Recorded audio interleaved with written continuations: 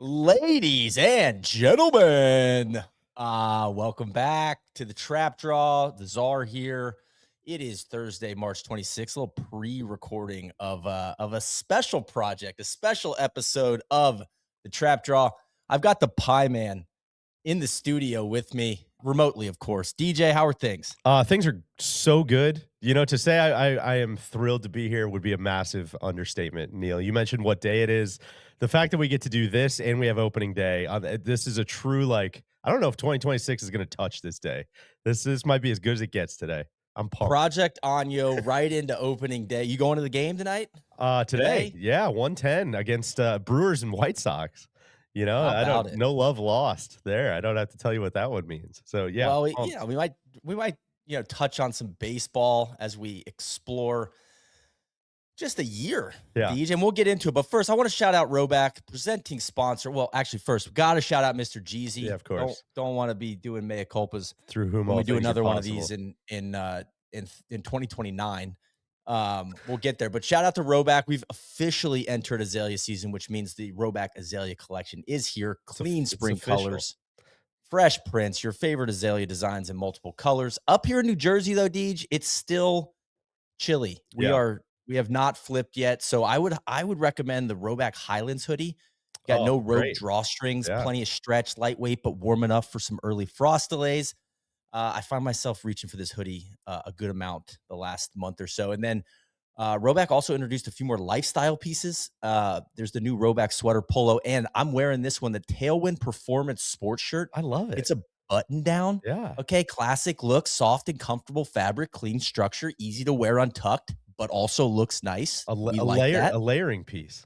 And I'm now that I'm out in the boonies, Deej, I find myself wearing flannels and some For button sure. downs Oh, more, it and comes and at you quick, man. I like when we put a little performance Yeah. fabric into these old school So looks. you out there So chopping wood, you can't be getting all sweaty, you need a little wicking going that's on. right. I Yeah. actually have some chainsaw time scheduled here this afternoon. You'll be at the ball game. I'll Right. be cutting wood. Glad we're getting this potted before that. That's right. That's right. Big day. So if you're rotating in some spring upgrades, head to roback.com. That's RHOBACK.com and use code DRAW, DRAW, for 20% off your first order through the end of the week. As always, shout out to Rhoback for presenting the trap draw. All right, Deej, we're back, man. Yeah.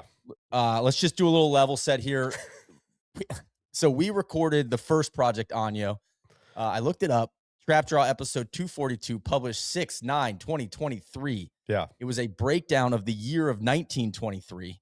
I went back and listened to a little bit of it. Obviously, I loved it. Sure. Good stuff. And it's always been one of my favorite formats. I think one of our dumbest ideas. But I It's just love been an nothing eye of the more. beholder, I think. Yeah. Well, I love nothing more than like I think we're of a generation that is really, a lot of Wikipedia wormholes. Oh, yeah. Like that is an activity that I grew up with, in my late teens, early adulthood. And now, now the rise of AI and stuff, it's like it kind of sucks the joy out of that. Just like, man, I am starting with a very broad center of gravity, but now I am 10 steps down into this wormhole. I'm like, how did I get here? It's the 100%. best. It's the best way to pass time. Uh, So I couldn't agree more. I think that just to kind of underscore what we're doing, we're going through an entire calendar year, and we're going to talk about the events of that year. We'll get into the nitty gritty structure in a second, but the reason I bring that up is because I think this is one of those things. Like this is going to sound like I'm joking. I'm not joking.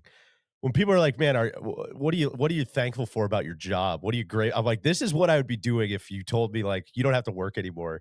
I'd yeah, be like, "Yeah, I'd go to a coffee shop and I'd read about ballistic missile tests or, some movie that came out or some disaster at the Oscar. I'd just be sitting there reading stuff on Wikipedia all day." And so the pasting fact the footnotes. Like, Yeah, let yeah. me go dig into that U.S. News and World Report article. This is fascinating right Yes, here. and so the fact that we get to call this one a gig, Neil, I feel very, very lucky today to be here. I'm pumped.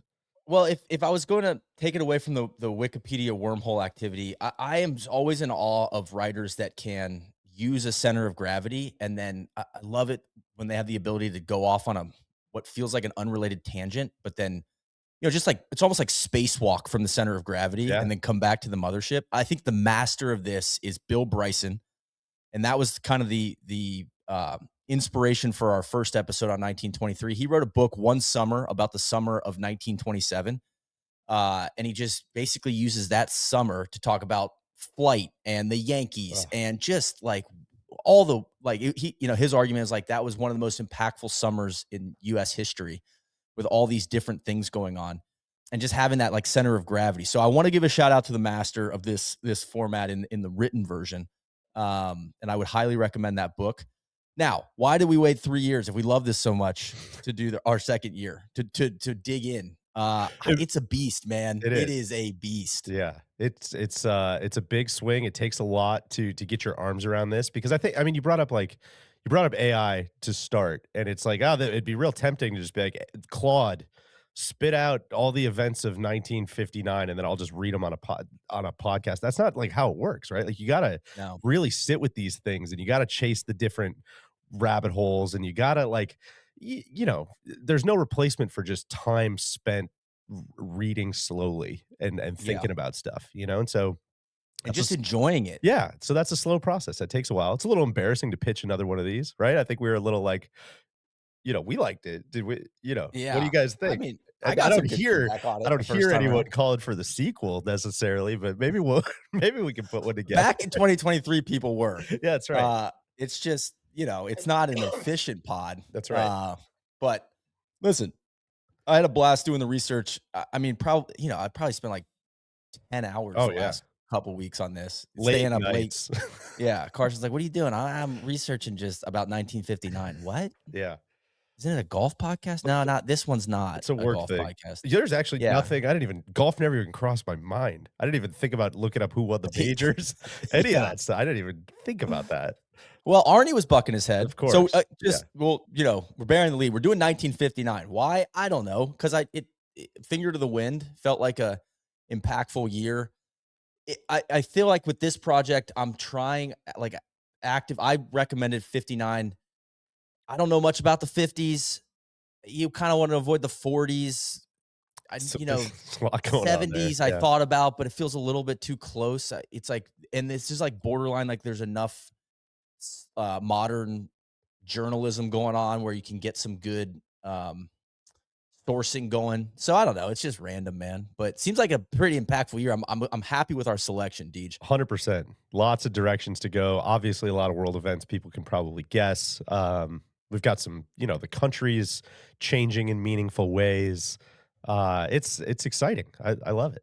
So format for this episode, Deej and I will alternate months through 1959. I'll kick it off with January here shortly. We're going to go down the leaderboard a little bit on some significant events from each month, but ultimately we must crown a champ, what we deem the most important thing that happened that much. And we will be using proprietary models to Yeah. determine importance. Now, I want to call out off the top a few high-level trends from 59 that we may or may not touch on just based on what we deem important.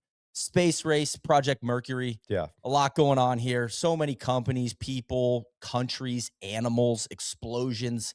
NASA is prepping for the first manned space flights for the US. The Soviets are just balling out, getting all kinds of objects and things up into space. Honestly, Deej, it's a little bit like the AI stuff. It's a little overwhelming. It's just like a constant drumbeat throughout the year. I don't know. It's not may not be for me on this podcast. Yeah, I got a couple little dives into it. We'll talk about it. It'll pop up here and there, but I think the space race, that's a bit like explaining, the economy. It's like that's a big swing. I would recommend people stick to the experts maybe if you want a soup to nuts explanation of what's going on there. We've got some light thawing in the US Soviet relations, but then things freeze back up pretty Sure. quick. A lot of religious leaderships of countries around the world. You got Orthodox priest in Cyprus, Coptic Christian dude in Egypt. We'll talk a little bit about that, but that just seems to be a theme I was seeing. It's just in general, a ton of crashes. Oh, Probably saw 15 to 20 plane crashes, totally. bus accidents. I had to stop putting them in. I was like, this is I such a know. downer, man. I know. I Yeah. kind of avoided just, we're trying to important, sure. Yeah. A gabillion motor accidents on Yeah. Memorial Day in 1959, just a gabillion. Yeah. I don't think seatbelts were a Sure. big thing. I think people were, boozing a little bit on the holiday weekend. So throw that out there. And then last, just a complete free for all in Africa, the Middle East, Western European colonial powers getting slapped around by the locals all over the map, power vacuums, all kinds of geopolitical turmoil. Sure. Some of that stuff we're going to touch on, but you can't just breeze over that. You don't want to pull a Freddie Mercury documentary where you got to kind of dig into the weeds on some of that stuff. So It'd be I don't know if I'm I going to be know, man. covering the uprising in Mosul and Sure. what's going on in Egypt and Algeria. Yeah, you gotta be But careful what you yada yada, you know? yeah, Yeah. and then a mega steelworker strike in late in the year, which again, labor relations complicated, some Taft Hartley stuff, the Supreme Court demanding they go back to work, all that kind of jazz. So anyway, Ike is president. General Motors is the biggest company in the world in 1959. The Mag 7, Deej. Yeah. AT&T, General Motors, IBM, Standard Oil, General Electric, DuPont, and US Steel. A few of those still Hitters around. only. Yeah, Yeah, absolutely. Those are a few of the those still titans that around. shaped the world there. Couple of proud partners for NLU right there. How about Who would that? have thought? They Who probably would have wasn't on thought? their run sheet back then. Any other high level trends or scene setting you want to do before we dive into January? No, I mean, a lot of infrastructure stuff, it's kind of where you see a lot of that turning out. Yeah, it's kind of the clash of the old world and the new world a little bit, right? It was just with you mentioned the technology stuff, and I'm gonna yada yada some of that, but it is a major inflection point for just tech, and you're gonna see how things absolutely hit the afterburners after this. Yeah, I mean, we're trying to go to space. Yeah. So so we And that's got driving a lot of a yeah. lot of what's going on. We're trying to go to space and we're trying to make sure we don't get blown up and we can blow other Yes. people up. So there's a lot of that that's driving a lot of the tech innovation. Jet engines, rockets, a lot of aviation Yeah. stuff, commercial aviation stuff. And like I said, a lot of crashes, which Yeah. is tough. So, but it does put to perspective, not as many crashes these Yeah. days. No, I exactly. mean, 100%. we can't get TSA open, but otherwise, like, some of the airlines doing pretty good work. I think they don't get enough credit for that I sometimes. couldn't agree more. Well said. All right. Let's get into it. Nominees, January. First, Alaska. January 3rd, Alaska admitted as the 49th state. Oh, we're Deej. just I mean, I mean, gotta that's put a that on the list. big one right off the bat. Huge. I mean, Seward's Folly, about 90 years before this. I think they bought for like 2 cents an acre. Everyone's like, what are we doing up here in Alaska? Well, it becomes a pretty big, military asset. Now there's a lot of Republicans resisting Alaska as a state because they're worried about two new senators flipping the balance on civil rights. And they're thinking that Alaska is going to vote Democratic. It turns out it ends up being a very conservative state. Which is very But yeah, funny because I'm stepping on my own research here. Spoiler alert, there's gonna be another state yeah, admitted in 1959, and everybody was terrified that there was gonna be too many Republicans coming out of Hawaii and that sure. they were gonna flip the balance, and so there was this big stalemate. That's what led to them not being a state for a long time. Obviously, in reality, Alaska, Republican stronghold, Hawaii, Democratic stronghold, so it's just kind of a funny, how So things it's change. approved in 1958 by Congress for statehood, and then Eisenhower signs it in as the 49th state. So they got to change all the flags, Yeah. 49th flag. So then I don't want to step on your Hawaii stuff, but now we need a 50. The flag company said, "Hey, hit the brakes, guys. We can't keep changing the stars on the flag." So that becomes a whole deal throughout 1959, which is good stuff. Poor Betsy Ross. She's just working her Yeah. fingers to the bone.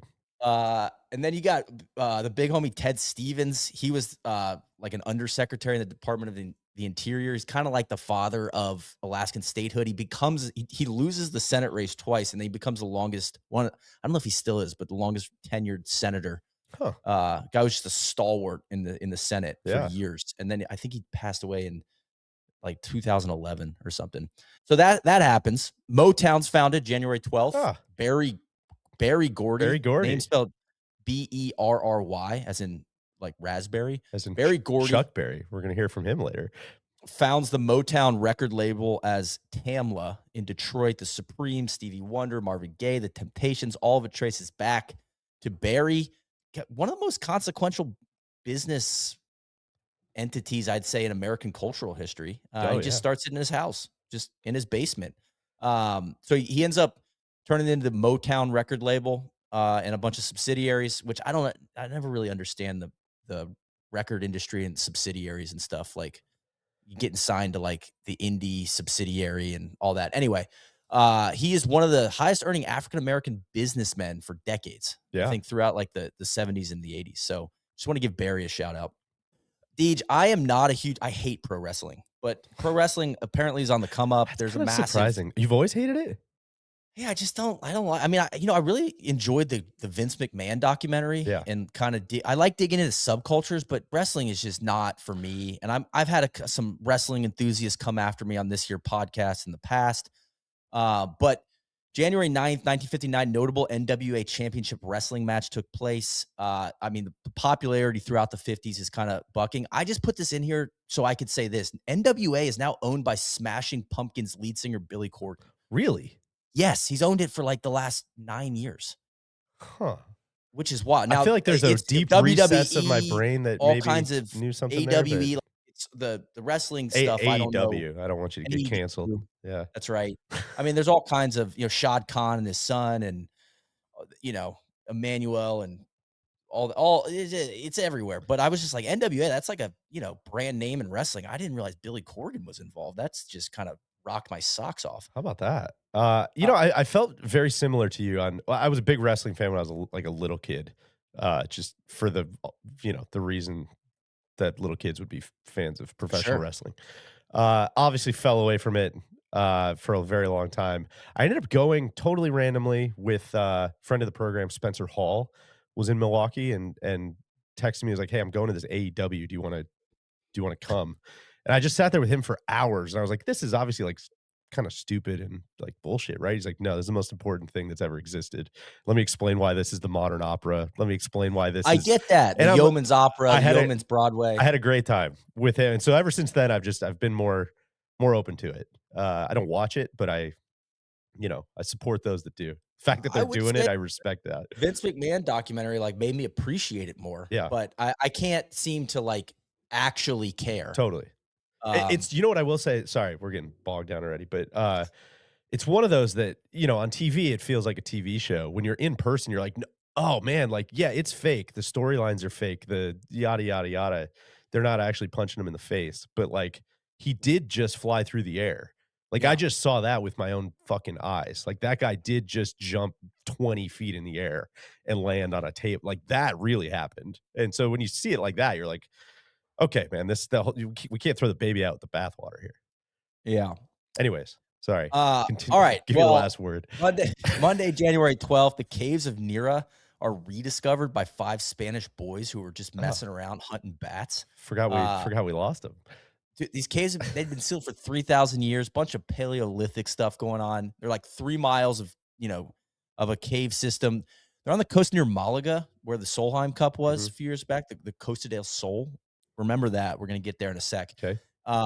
But painting on the wall of seals is said to be dated to 42,000 years old, and some argue it's the first known work of art in the history of humanity. Just a couple of kids, 5 kids Stumbling messing around. around.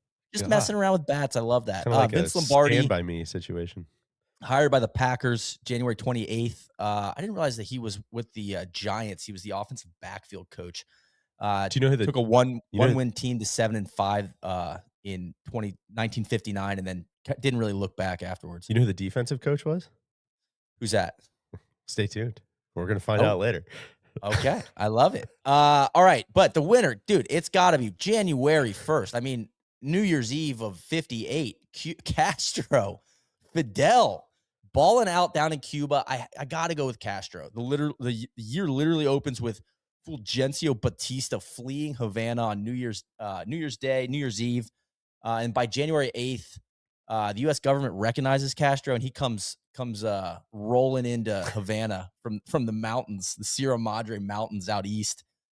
Just sounds like the guy who had the Riz, man. Yeah. Just 6'4", and Was he 30, 32, something like that? 32. Yeah. Bad hombre, over time, but he, gotta hand it to him. He had some Riz. So so then I start digging in, right? I got a lot here on This is Castro. almost like every time Castro popped up, I'm like, I think Neil's got I need to not get tempted here. So a little background, Batista's grip on Cuba is slipping. His regime's kind of propped up by American money, the mob, compliant military. It's rotten from the inside. Then you got this 6'4" revolutionary causing problems up in the Sierra Maestra Mountains in eastern I Cuba. was gonna say Sierra Madres, I think, are in Yeah, California. listen, we're Yeah. gonna get a lot wrong in this Humphrey episode. Bogart, things of that nature. Um, he's only got about 1,000 guerrilla fighters. Obviously, Che Guevara is one of his lieutenants, and they're just dinking and dunking on the Cuban military. There's low West morale. Coast offense. They're low on ammo. It sounds like the US government lost confidence in Batista because of corruption back in like the spring of 58. So he's running out of guns and money. I don't know about lawyers. Sure. Who knows? So on New Year's Eve, 1958, Guevara, with a small force of fighters, overruns a garrison at Santa Clara.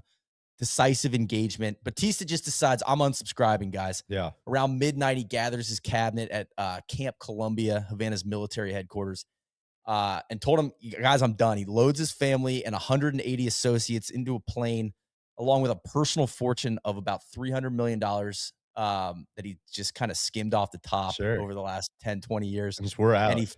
he flies to the Dominican Republic. Havana erupts, citizens pour into the streets chanting Abajo Batista, Viva Fidel. Mobs looting casinos, vandalizing property, which a lot of American investment down there, the DuPonts. We're going to get to them in just a second. Sure. I knew it was you. So, You broke my hey, heart. listen, the Godfather 2, like great scene. Yeah. You start to look, you're like, oh, that seems like it's exactly what it looked like. So, Castro is still 500 miles east, so he reaches Havana January 8th, rolls in what he called the Freedom Caravan, a slow, triumphant procession. Just it sounds like the homie knew how to drag it out. You know what I mean? Uh, Storyteller. storyteller. So he procession across the length of the island, just come through. We're going streaking kind of vibe. So then, yeah, he gets to Havana, and he just immediately starts like executing people, and we're getting so pause on Castro. I've never really looked up Batista. What happened to Batista? So he goes to the Dominican Republic. The big homie Rafael Trujillo, big strong man Yeah. with U.S. backing, not a good guy. But I think he keeps the Dominican Republic kind of in check. Keeps trying to suck him into anti-Castro plots, and Batista's like, dude, I'm out of the game. I don't want anything to do with That's this. 300 So million bones here. I'm gonna hang he it. just wants Toss to it a hang out Como. and count his money, right? And he's like, and Trujillo's like, no, man, we're not doing that. So he tries to ask the U.S. for a visa to come. He has got a home in Daytona Beach. U.S. says no way. He has his kid write like a heartfelt letter to Eisenhower. Eisenhower's like, no, man, you Dave can't come. Batista. Like, we're done with you. So he ends up moving to Portugal, where dictator Antonio Salazar allows him to settle as long as he abstains from politics, which I think he was down with. Then he goes to Spain, becomes chairman of the Spanish life insurance company that invests in a ton of property on the Andalusian Costa del Sol, Oh, where the caves of Nira yeah. are. And also where the Solheim Cup was. Very weird place, Deej. Like, just soulless beach development. I wasn't really vibing with it too hard. God, I just feel like if I'm an ousted, government leader, I'm not really trying to be a chairman of a company after that. Just disappear, man. Just kinda, Yeah. hang at So he writes a Daytona couple Beach and go books. drive go-karts, play mini golf. Sounds like he continues to you know, stack sats as Solly would say. Sure. Writes a couple books about how he was wronged in Cuba and people don't get it. Nobody cares. He lives until 1973. He dies of a heart attack, but according to PBS.com, he dies 2 days before a couple Castro Cuban assassins were scheduled to kill him. So he just Mm. kind of sneaks away from that one. So I also found Castro's got some golf ties, Deej. So we're going back to Castro. One of his first acts early in 59 as commander in chief is to just raise, I don't know. How would you I don't know what you're trying to say. like to razz something, to just Like, delete it, destroy? to Oh, raise? raise, Yeah, raise. raise. Yeah, Thank yeah. you. So he raises all the Cuban golf courses except for a 9-hole track in Havana and a course that's still around today, Varadero Golf Club. Ran 18-hole course. Randy's dying to go play this, legitimately. Yes.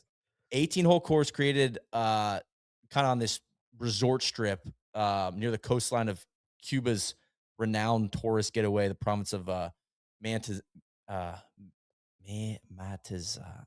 I don't know. God, Yeah. I suck at We'll pronunciation. Whatever. leave that to It's the ex built in 59 by, or it was built before 1959 by the DuPont family. So listen, Mag 7, got their Yeah, of fingers and course. everything. So he leaves this open. There's this famous Castro golf photo op. The reason I'm bringing this up, I used to have these pictures on my wall because my old roommate Jerry Bell used to call him Che Bells, and so it's these pictures of Castro and Che Guevara playing 18 holes of golf. And so I've never really looked into like the origin of this, but Kyle Porter had a good write up on it in his photo on the photo op back in 2016 during his CBS Sports days.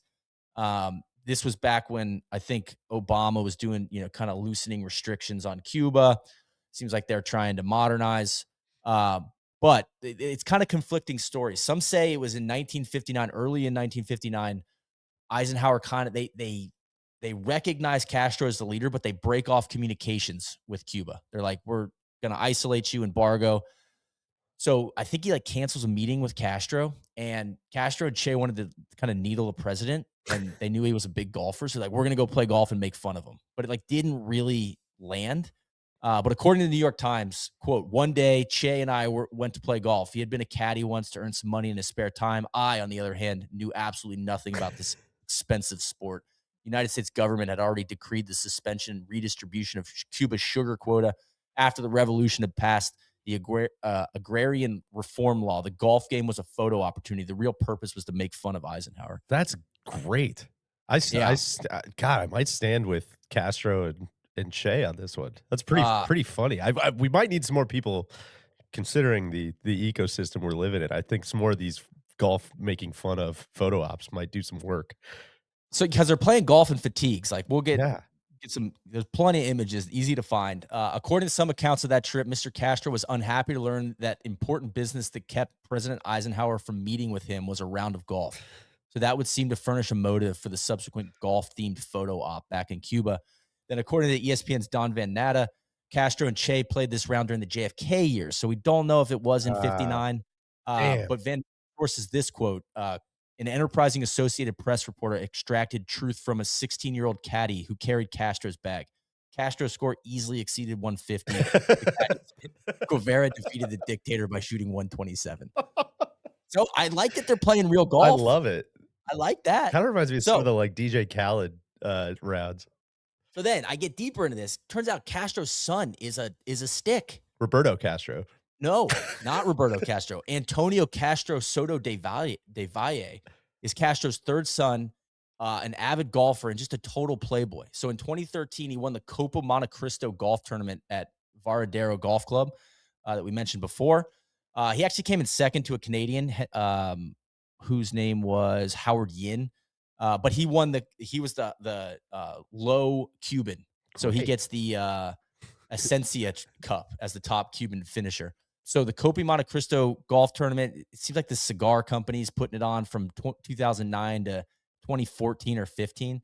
But I found a couple of articles of people not happy about this. So this headline and subtitle is great. Behind the cigar smoke lurks Castro's playboy son. His love of golf, pretty women, and fine food is kept from Cuba's poor for fear it will expose the lifestyle of the ruling communist. Mm, So yeah, third son of Castro. He's also like big time sport fisherman. So yeah, he's just getting kind of dragged in these articles. And then based on the research, Copa Monte Cristo tournament was held from, like I said, 2009 to 2014, totally runs out of steam, just drops off the face of the earth, maybe some financial issues in Cuba. sure. But the first event at the awards dinner took place the competition at Xanadu Mansion, which was built in 1930 as part of that DuPont development. Once a luxurious residence of the DuPont family and is located within the grounds of the golf club. Professional golfers Tony Jacklin and Ernie Els were the guests of honor, and they did a little teaching session out there at the Gosh, first one. that's a So great one to file away if we ever have Ernie Els on the podcast again, yeah, you know?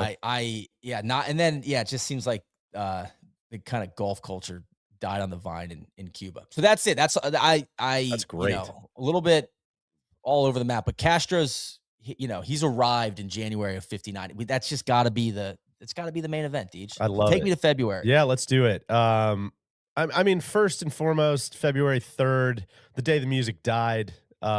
This was covered extensively and thoroughly by Strapped, West Texas. What more can we say about this? Oh, Buddy the Big Bopper? Buddy Holly, Richie Valens, Big Bopper, Clear Lake, Iowa. People know about this. February 6th, the Titan Intercontinental Ballistic Missile, you might know of that as an ICBM, is Sure. fired out of Cape Canaveral. This is the first test flight of these, and these are the missiles that are basically designed to launch and carry nuclear warheads. This is going to become quite relevant over the next couple of years, as you can probably imagine. February 6th, uh, look, you keep using that word important. We're gonna highlight the most important thing from each month, and I did know that was the assignment, and what happened on February 6th is the most important thing. It's not what I picked Sure. because it's not the most interesting.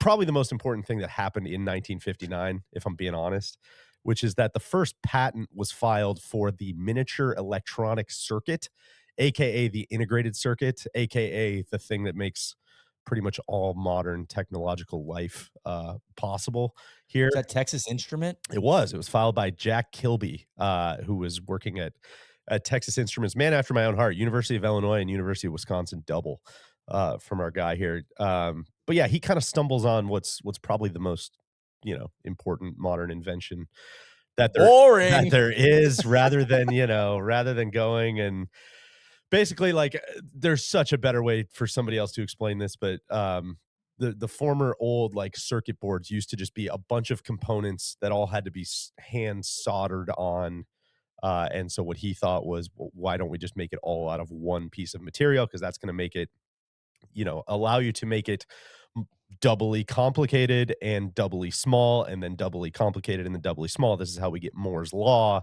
This is how we get all kinds of different things. There's a great one, kind of a good story on this. If anybody wants to take a side quest, because I thought this was going to be my choice, and so I ended up doing way more reading on this. He was like, he started at Texas Instruments, but he didn't have enough. He wasn't tenured enough to qualify for vacation time. So when the whole rest of the company was on vacation, he was just alone in the office, just wailing away on stuff. And this when he stumbled on this idea. He made his out of germanium. There was another guy, Robert Noyce, who came up with a very similar idea a few months later using an element called silicon. Probably see where this is going. This leads Robert Noyce to found along with Gordon Moore, I believe, a company called Intel, and Hmm. basically just kind of become the biggest deal ever. So you can read about that elsewhere. February 17th, Neil, our first kind of space thing going on here. The Vanguard 2, part of the of Mhm. Project Vanguard. This is launched out of, I forget where this was launched out of, probably Cape Canaveral. And it's launched into space to measure cloud cover for the US Navy. Sputnik, just to level set, was about a year and a half earlier, and so the space race is ramping up. This was a dub, and one of the first big dubs for the US here. They had 4 of them that failed before they finally got one up in February of 1959. It's actually still in orbit also. These have an Really? orbital life. I don't think it's doing anything, but Space trash? yeah, space trash. They have an orbital lifetime of 300 years, which I Wow. just thought was interesting. We Probably don't make things like we used to, Deej. yeah, That's good probably warranty a on lot that of a thing. lot of shit up there, It's worth noting NASA was down pretty bad for coming sure. into '59. They're getting Exactly. getting lapped by the Soviets. 100%. February 18th, women vote for the first time in Nepal. Shout out to that. We stand with them. February 19th, the London and Zurich agreements are signed. You mentioned this very briefly early, but this is gonna be the agreement that leads eventually to the independence of Cyprus Yes. from the UK. Obviously, still a bumpy road ahead for them with Turkey and Greece and a lot of other things going on. But what we're going to talk about, Neil, and again, I struggle to say this is the most important, but I'm trying to grab your attention early here. I'm trying to Please. hook you, and so we're going to talk about the Dyatlov Pass incident, Okay. which is something that happens in the Soviet Union up in the Ural Mountains. Lots of ins, lots of outs to this one, but here's the gist: we have 9 Soviet skiers They're ski hikers. They're gonna go, hike through the mountains and ski down, essentially. They set out in late January of 1959 to go hike through the northern Ural Mountains.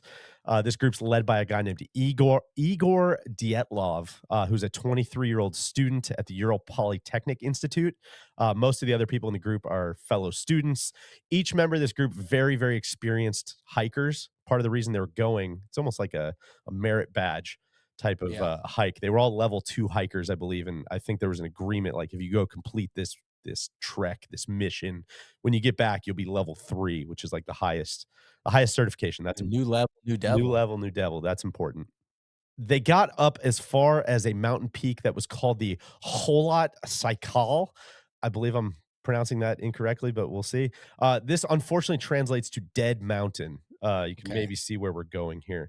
They got twisted up as they were on their way up in a snowstorm, kind of maybe lost visibility, decided to just make camp right there on the mountain slope. As you can maybe guess, this is where our hikers would meet their demise. On February 26th, so like 24, 25 days after they Whoa. died, the search party found the group's tent up on the mountainside. And the campsite just baffled everybody who found it because there was a lot of weird stuff that they found. The tent was cut open from the inside and it was covered with snow. It looked like intentionally covered with snow. There's a flashlight that was left on top of the tent, which was kind of Okay. weird. Everybody's belongings are still inside the tent. So it's like 30, 40 degrees below zero here, but everybody just ran out of the tent kind of half naked. A lot of them just in their underwear, someone with one shoe on, one sock on, two socks on, just clearly leaving like in a panic, which is very interesting. They found the first two bodies were just dressed in their underwear, like I said, kind of down away from the tent towards kind of like the trees and the forest. There are 9 set of footprints, all 9 people leaving the tent. All of these people, like I said, socks, maybe a single shoe. There was a sign of like a small fire down where they got by the woods. They found 3 more corpses who were in poses suggesting that they were trying to get back to the tent. All of these people died of hypothermia. It took 4 months to find the other people. I'm sorry, 2 months to find the other 4 people. They were finally found under like 13 feet of snow, some of them like 250 feet further into the woods. And finding these people really kind of messed up the narrative of what was going on because 3 of the 4 of them had massive trauma, fatal injuries, skull damage, chest fractures, specifically injuries that, quote, could not have been caused by humans. Ooh. And the other important note here is that the same night, another group of hikers 30 miles to the south reported that they saw a bunch of strange orange spheres in the sky well to the north up by where these guys were camping. Okay. And so these reports were backed up over the years by other people, including people from the weather service, people from the military who did not come forward at the time. And so there's a little bit of like a weird investigation that happens. They're trying to explain it. They're trying to say, no, no, no, this is the simplest explanation is the explanation. But there's just enough cracks in here that the case basically gets closed and the files all get sealed into like these secret archives. And you know what happens when that happens? It just spins off into this big conspiracy. So there's all kinds of speculation that gets kicked off as far as what actually happened here. The obvious theory seems like an avalanche. They're on a mountain slope. The tent is covered, Yeah. in snow. But there was no real signs of an avalanche having happened. There wasn't a bunch of downed trees. They didn't get buried in the tent. It was they kind of just left and started this fire. So it's just there's something weird there.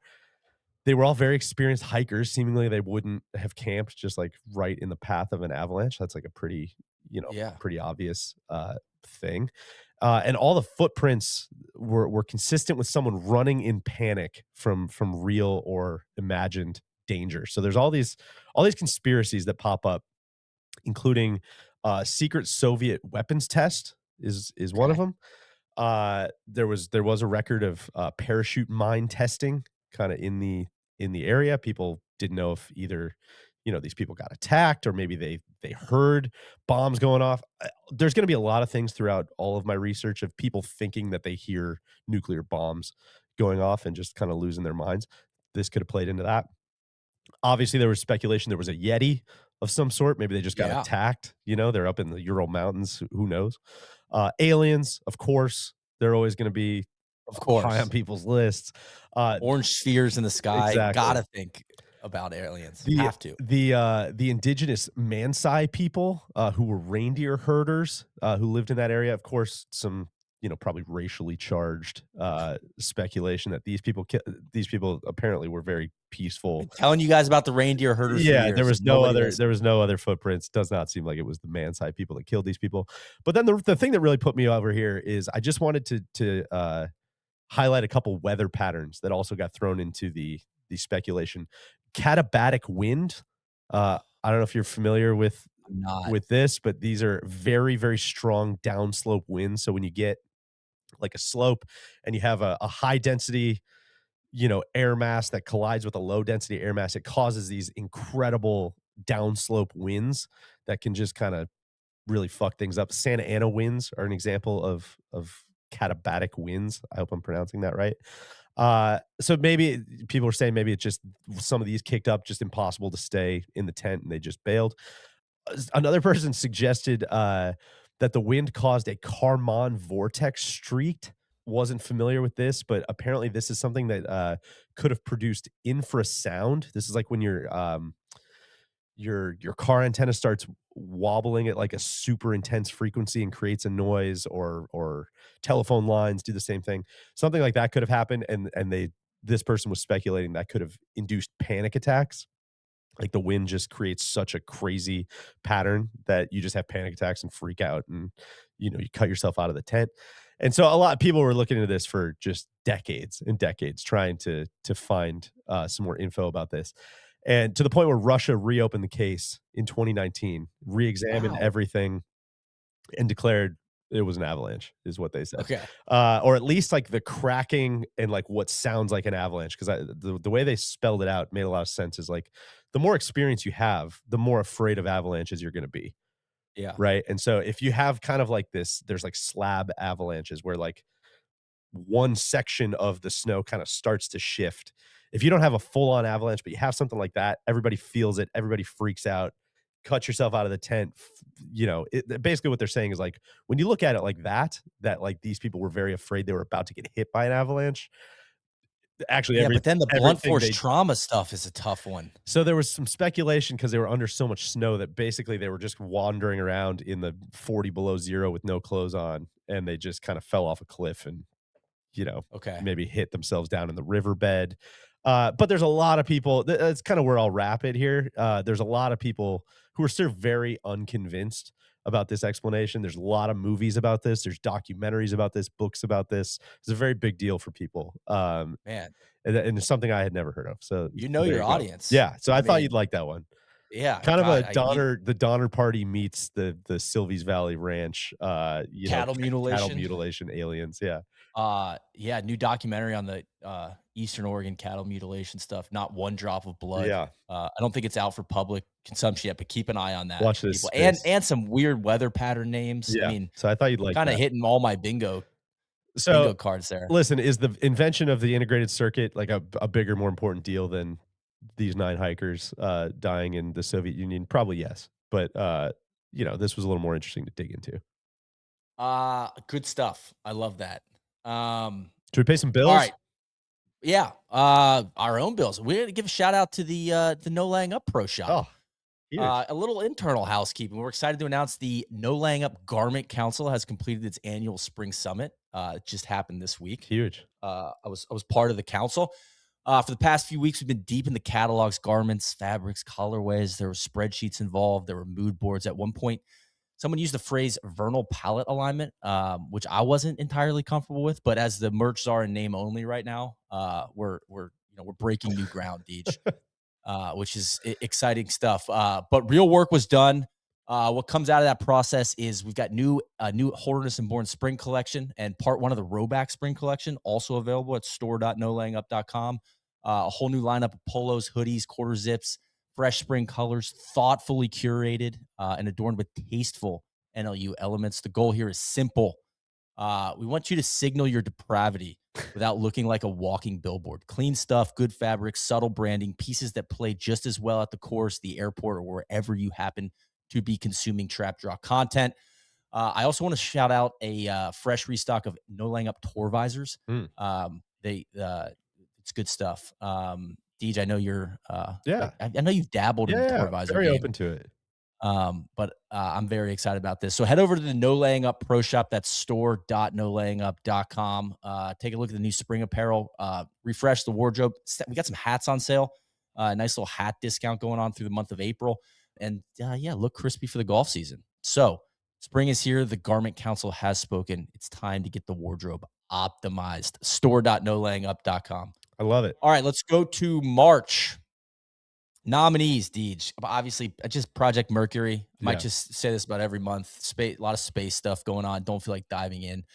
March 4th, the 1987 and 1991 world champion race walker Irina Strakova was born in the Soviet Union. Wanted to Huge. give her a shout out. Yeah. Race walking's one of those subcultures I always find fascinating. A little shout out to Castro here. On March 6th, he declared that all rents in Cuba would be reduced by 50%. I gotta Um, imagine that was popular. a lot of things like this just don't really work, but it's kind of cool that he could just do Yeah. that. A lot of bad, probably downstream consequences of this, but I'm sure like we're in the honeymoon phase with Castro during this time. March 9th, Mattel's Barbie S debuts, Yeah, obviously a big deal, huge. but not New York not Toy really Show, I for saw me. this. Uh, Deej, I love this one. March 15th, Robert Foster, a 32-year-old, set the record for holding his breath, remaining Oh, underwater for 13 minutes oh and my 42 seconds in San god. Rafael, California. That record stood for 48 years Yeah. Who's gonna go until it try was to break broken that?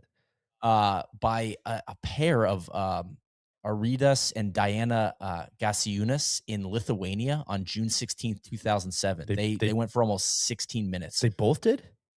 Yeah, but it sounds like they both did. They were Jesus. siblings, and they hyperventilated with pure oxygen beforehand in order to drive carbon dioxide from their lungs. The recognized record without such preparation is 11 minutes and 35 seconds by a free diver in June 8th of 2009. So just some. You ever read that book, Breath? No, I haven't. Good stuff. Interesting. Talks a lot about that type of, pure oxygen. As someone who can't hold his breath for Yeah. very long, I'm always just shocked by this stuff. Man, shout out to them. Um, March Belated 16th. belated congrats. Yeah, Flavor Flav is born in Roosevelt, New York. Okay. Same B day as my son Peter, so I wanted to shout that out.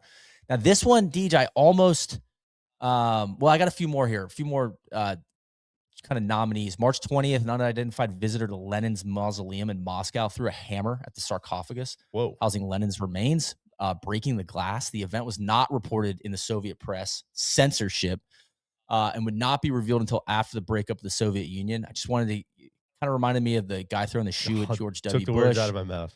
and a shout out to Y.E. Yang and some hammer drills. KJ Choi, I Just a think. KJ Choi, excuse Yeah. me. God, that's tough. Why you might have done him too, I Um, don't know. March 26th. This one's kind of big for me. John Coltrane held initial recording sessions for the album Giant Steps. This is one I work to a lot, Deej. Yeah? Like that's an album I listen to if I'm going the jazz route. The Czar's a big fan of this album. A Uh, lot of jazz going on here. We're gonna hear more about that later. 1959 March NCAA basketball tournament. West Virginia loses to Cal 71-70. Jerry West is the MVP on the losing team. Mississippi State qualified for the tournament but refuses to play against black guys. Hmm. And then Cal was the last NCAA championship team with an all-white starting five. So civil rights are starting to gear up in the United States. And I think in 59, like the Red Sox are the last team to integrate, which is so scummy of Boston. Take that, Boston fans. So we got that going on. All right. This one was almost my winner. March 6th, a comedian was born in Iowa. Do you know who that was? Comedian was born in Iowa, 1959. No, who's that? Tom Arnold. Oh, okay.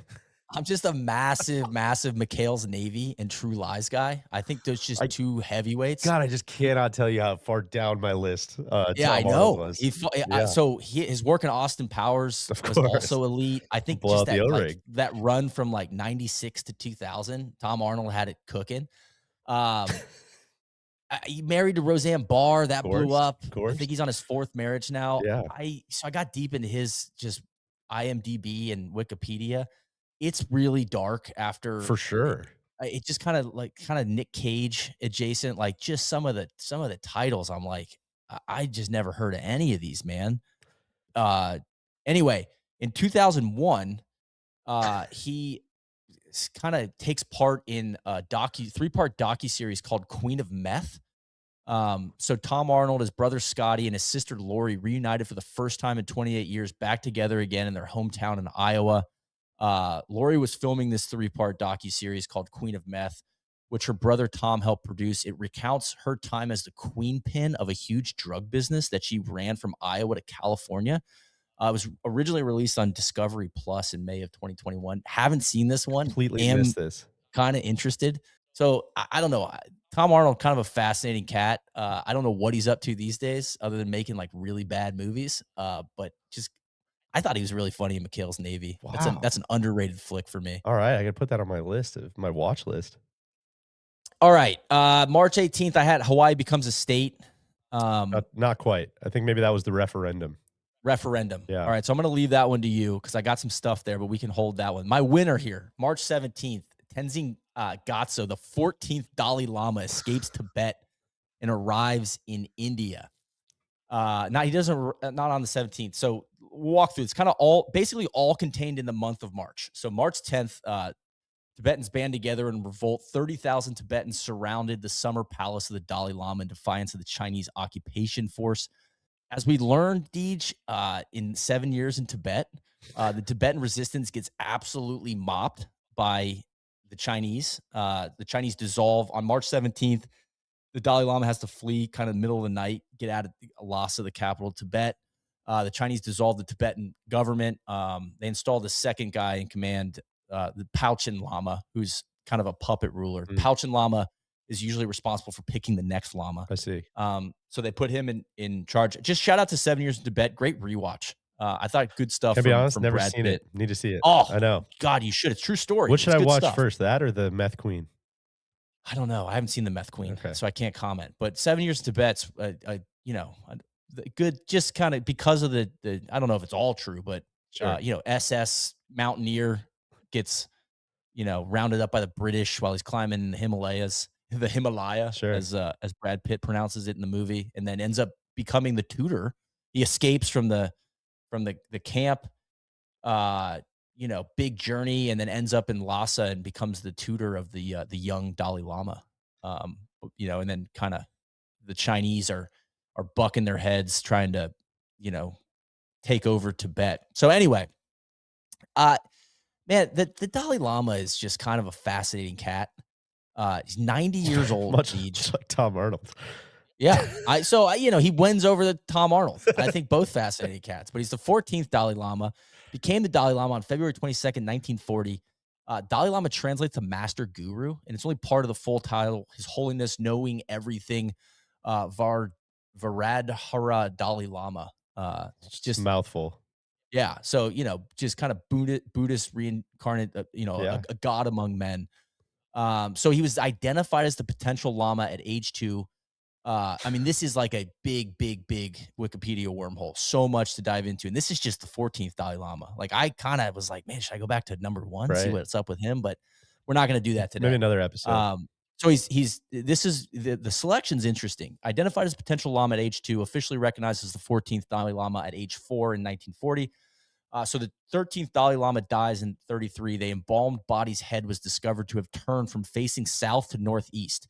And they send out these search groups because the Lama is among the people, but not like it's not a lineage thing. So they go find the Dalai Lama, and they find this 2-year-old up in the Amdo region, northeast of Lhasa. And the regent, the Palchen Lama and his guys, they have these visions, a vision of a sacred lake, seeing Tibetan letters on the journey, images of a specific monastery, and a house with unusual guttering.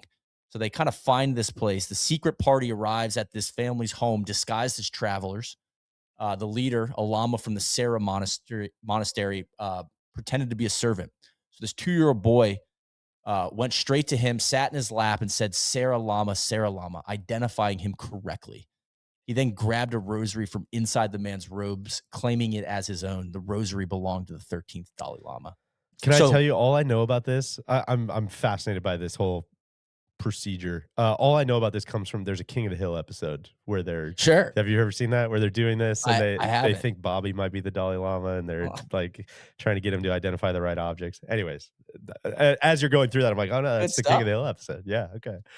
So he's a kind of anointed the Dalai Lama at 4, but there's all this a lot of political stuff goes on where the Chinese and like the regional provincial governor of this province of Tibet, it's kind of on the borderlands with Tibet and China. They basically like hold him as ransom. And so they're like, we don't know if he's the Dalai Lama yet because they don't want to tell the Chinese that he's the Dalai Sure. Lama. It's like he might be. We got to bring him to Lhasa for more tests. So they're able to they basically get extorted and they have to pay to get the Dalai Lama and his family to Lhasa. He gets there. They're like, okay, he's by age 4. He takes like 2 years. He's the Dalai Lama. He's given full political power at the age of 15 on November 17th, 1950, Sheesh. way earlier than is customary. But the Chinese had just invaded kind of some borderlands of Tibet, and they were like, okay, we need to kind of, we need a leader, Yeah. right? This is our guy. By the time of the 1959 uprising and Chinese takeover, he's just 23 years old when he escapes. So, got some fun facts about the Dalai Lama from a website called kickassfacts.com, which is sick. The homie loves to repair wristwatches. If he wasn't God reincarnate, they said he says he would have become an engineer. And in 7 years in Tibet, he's like helps he and Brad Pitt are like fixing up a movie projector. He just like loves gizmos. Love that. And you always see these pictures of him. He's like, he's just a jolly Of dude. Like, course. I don't know. I mean, maybe I'm giving him too much credit. Maybe there's like a bunch of corruption and stuff, but just seems like he's always just smiling I've and having a good yeah, time and cracking feel like jokes. I've heard nothing but good things. Yeah. Yeah. The Dalai Lama was on the CIA payroll. He got $180,000 a year from the late 1950s, so 59 through 1974. The funds were paid to him personally, but he used all or most of them for the Tibetan government in exile activities, principally to fund offices in New York and Geneva, and to lobby internationally for Tibetan independence. In September of 2011, the Dalai Lama said that when he was about 90, or said when he turned 90, he would consult senior lamas, the Tibetan public, and others concerned to reevaluate whether the institution of the Dalai Lama should continue at all. So his 90th birthday was last July, July 2nd, I believe. The Dalai Lama announced that he will have a successor after his death and that his office will have the sole authority to identify his reincarnation. I am affirming that the institution of the Dalai Lama will continue. He said that the next Dalai Lama will come from the free world. And why is that, Deej? I don't know. Hit me. So China in the 90s, 80s or 90s made it illegal for him to reincarnate without permission. Okay. Just declared it's illegal. The Chinese government enacted a law forbidding the Dalai Lama from being reborn outside of China. Seems In like maybe 1995, open to appeal, maybe. the Dalai Lama identified a 6-year-old boy as the reincarnation with the Pauchen Lama, the second highest figure in the Tibetan Buddhism, and the personal responsible for finding the next Lama, Dalai Lama, excuse me. The Chinese kidnapped the boy, put him under house arrest, installed a replacement of their choosing. The boy has never been seen again. Oof. Tough. So it's just like, yeah, no, you can't reincarnate. Like, how stupid is that? It's like, no, Oof. we just created a law like you can't reincarnate without us approving it. Like, what a wild thing. So, continuing with the kick-ass facts here. Martin Scorsese has been banned from entering China due to directing the movie Kundun or Kundun. Total Never seen blind that spot either. for I me. know, Haven't same. seen it. I know. I might have to fire this one Yeah. up. They completely backed Disney down. Like Scorsese's all excited about this movie. And Disney kind of just like throttles the release because China said we're gonna shut down China in like the late 90s if you put this movie out or promote it too heavily. Oof. The movie exists. It won some Academy Awards or was nominated for cinematography, original score. Apparently, it sounds like Scorsese might have gotten lost in the sauce a little bit. The narrative isn't great, but it's basically about the Dalai Lama from like him getting selected through the Tibetan uprising. God, sign me up. Yeah, so blind spot for me. Going to have to watch that one. This is perhaps my favorite kick ass fact of the day. The personal protection escort and security advisor of the Dalai Lama in the 90s was an American ninja, a black belt in martial arts and just like a martial artist teacher, a self-proclaimed ninja. Stephen Hayes was a graduate of Miami University in Ohio, picked up judo in Oxford, and then moved to Japan. Got really deep in the martial arts, moves back to Dayton in the 1980s, becomes a Buddhist and an acclaimed martial arts teacher. So I guess he just got tight with the Dalai Lama. He would call him in for security whenever he visited the US. I think he still does. So you can go to stephenhayes.com. Great website. Go check out my guy. But shout out to the Miami Redhawks. I wonder if he does other private security or if that's just his only I don't client. know. You know, I if you're didn't get having it if you're having an event in Dayton. Like, I wonder if they brought him in for the absolutely Solheim Cup, you know, or oh, that robust was Toledo, I website. guess. Good stuff. Yeah. Okay, I got a hot take here. I see a lot of similarities between the Dalai Lama and LeBron. Okay. Yeah, say Knighted the more kind about of the that. chosen one Yeah. at a really young age and lives up to the hype. I mean, think about it. The guy rises to the occasion. Never really He changed gets teams though, you know? well, we'll get there. Okay. He kind of does because he gets run out of town, kind of like LeBron ran himself out of Cleveland. So he's in Darwin. He's been in exile for like 60 plus years now, but he's still making an impact. And like I think lived up to the hype. I would say, and I would also say he's not the goat of religious figures, but just impressive longevity. Yeah. And I would say the same thing with LeBron. I would say limited scandals personally, but hated by a subset of the population. Examples: Tron Carter hates LeBron. The Chinese hate the Dalai Lama. Yeah. So would throw that in there, and would love to see him get back to Tibet and win a title for on home soil. To really kind of complete this analogy for me. So just chew on that for a bit. I'll leave that there. That's all I've got. That's fantastic stuff. You've given me so many different paths to go chase down here. This is great. Dalai Lama is fascinating, man, and it kind of plays into this 1959 big year for just religious leadership Yeah. around the world. Guys getting run out, guys coming out of exile, just religion. There's not as much separation of church and state back in the day. Yeah. Man, good stuff. Well, you mentioned some movies that kind of leads us into April. April 6th, 31st Academy Awards takes place. The musical Gigi wins 9 Oscars, absolutely dominates Best Picture, Best Director, Best Adapted Screenplay. Only fun note about about this Oscars and why I wanted to include it is the TV producer kept cutting out musical numbers in real time, just like terrified they were going to go over. Just like, we got to, no, we're cutting that, we're cutting that, we're cutting that, to the point that he cut so much that it actually ended like 20 minutes early.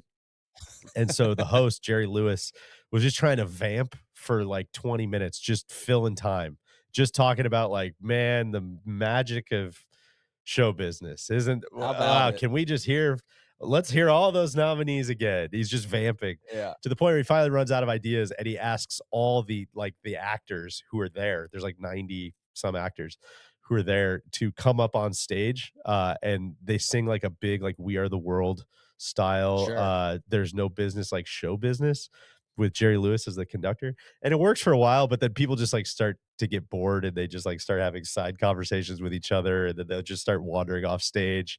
And eventually they just cut to like a rerun of a sports program of some sort. That kind of made me laugh.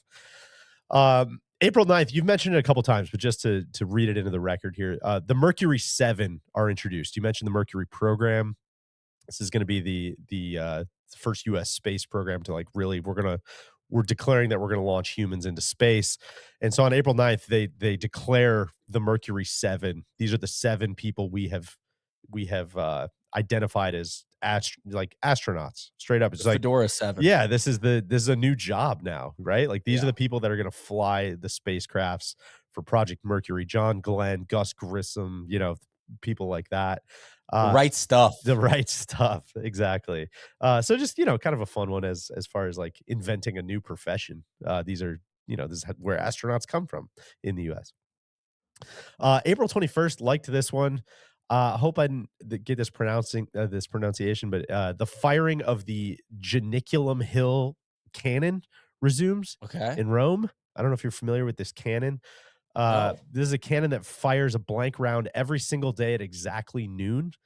from up on a hill in Rome. The point of this, it started way back in 1847 by Pope Pius IX, your boy. Sure.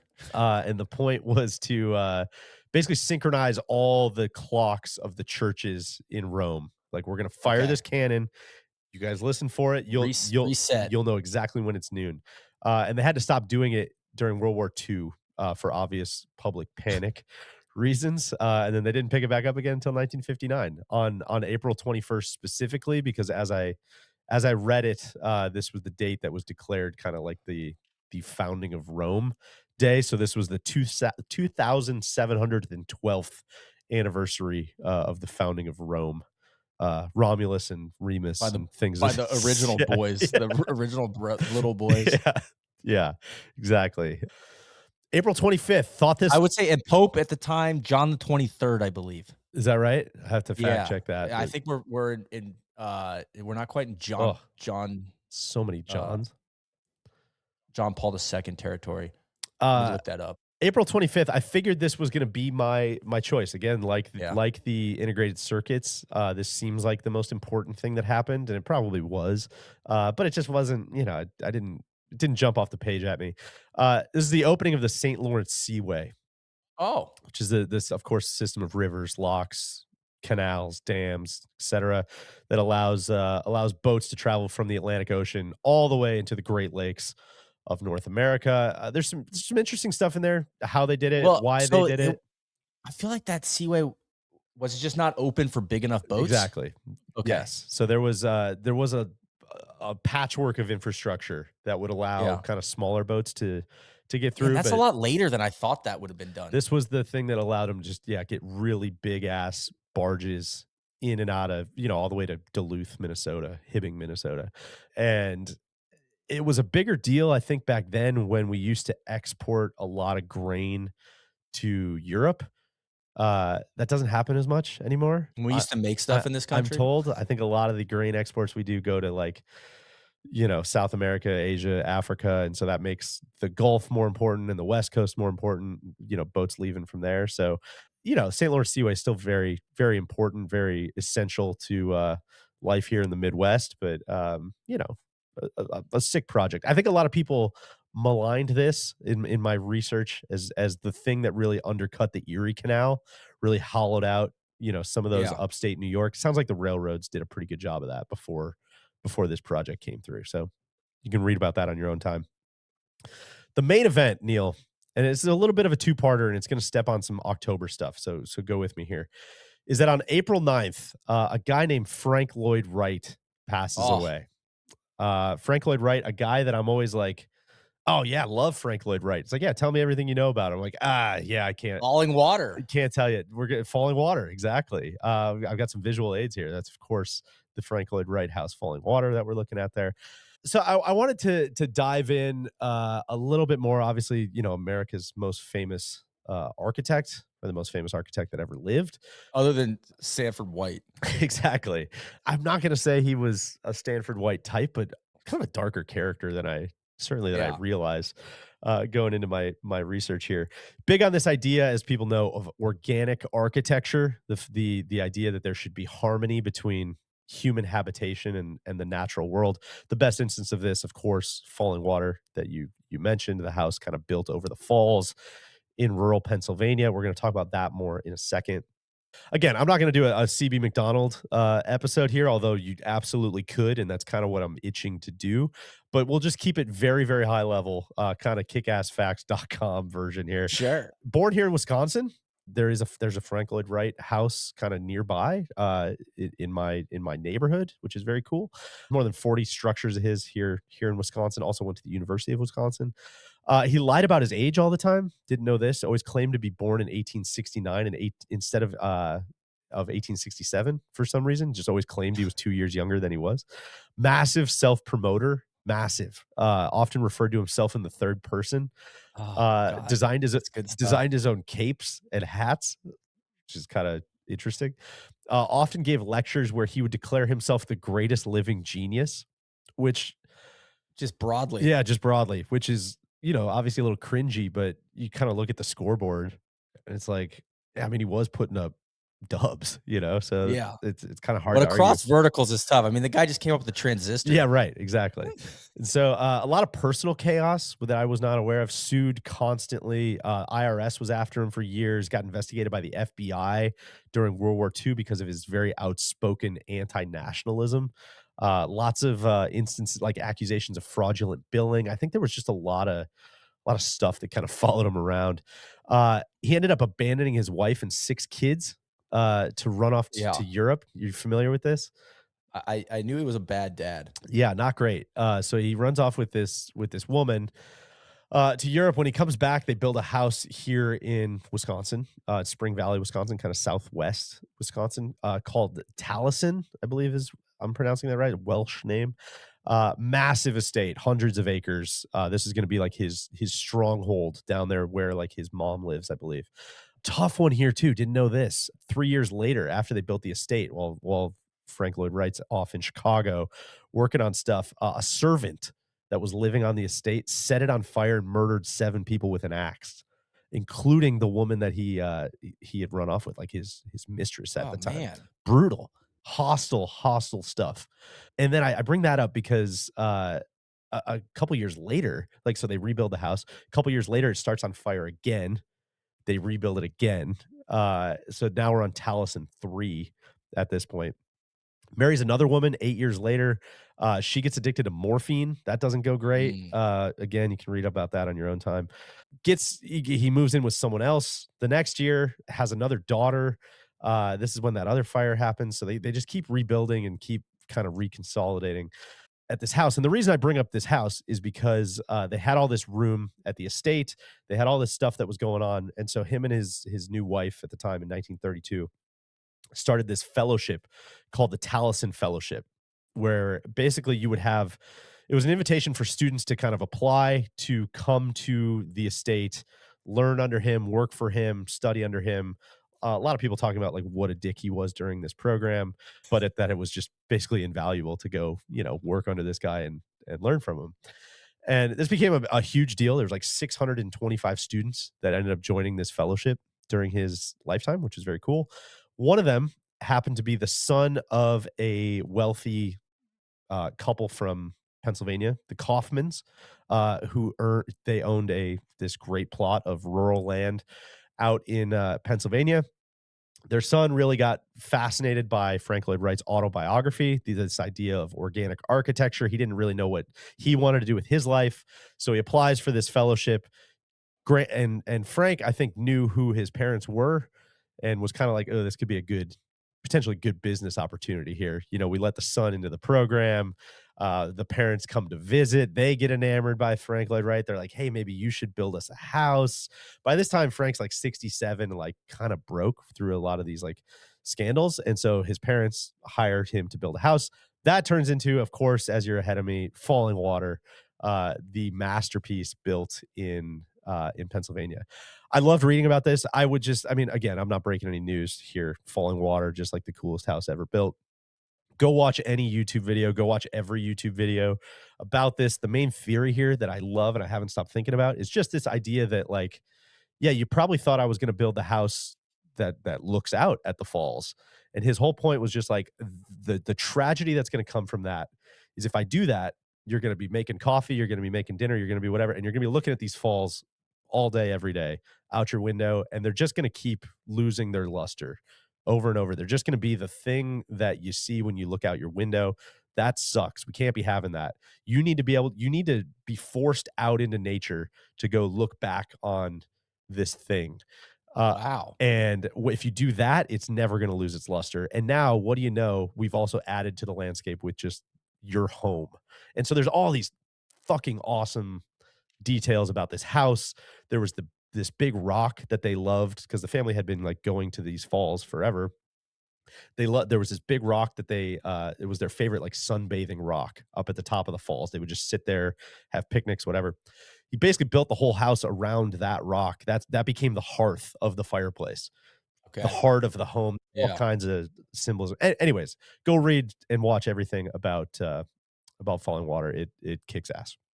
The other reason that I think this brings us back to 1959, and again, I'm kind of skipping ahead to October here, is that he does die in April, but in October, the Guggenheim Museum opens in New York City. Have you been to the Guggenheim?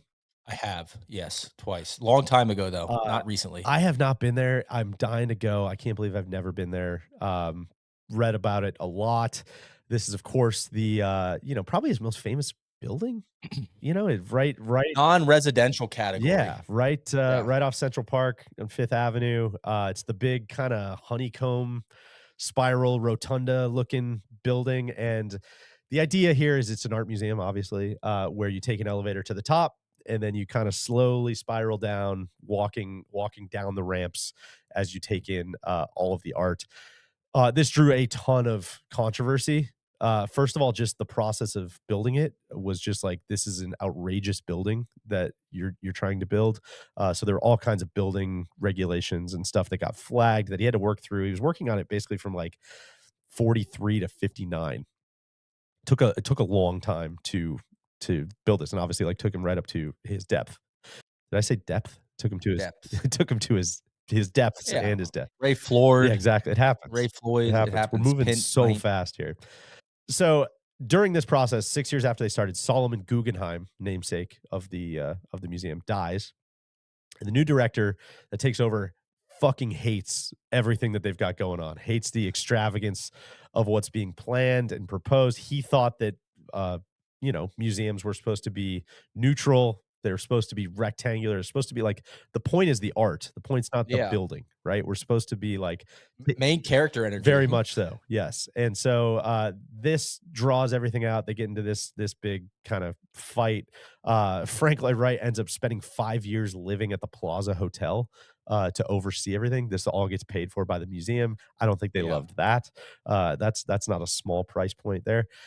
And so, finally, in 1956, they get to the point where they can start, like, demoing the buildings, breaking ground, and, like, figuring out, start building, like, this actual museum. And there was this group of 21 artists, very like who's who of the American avant-garde, that signs a letter that basically says this is bullshit, this is not a good idea.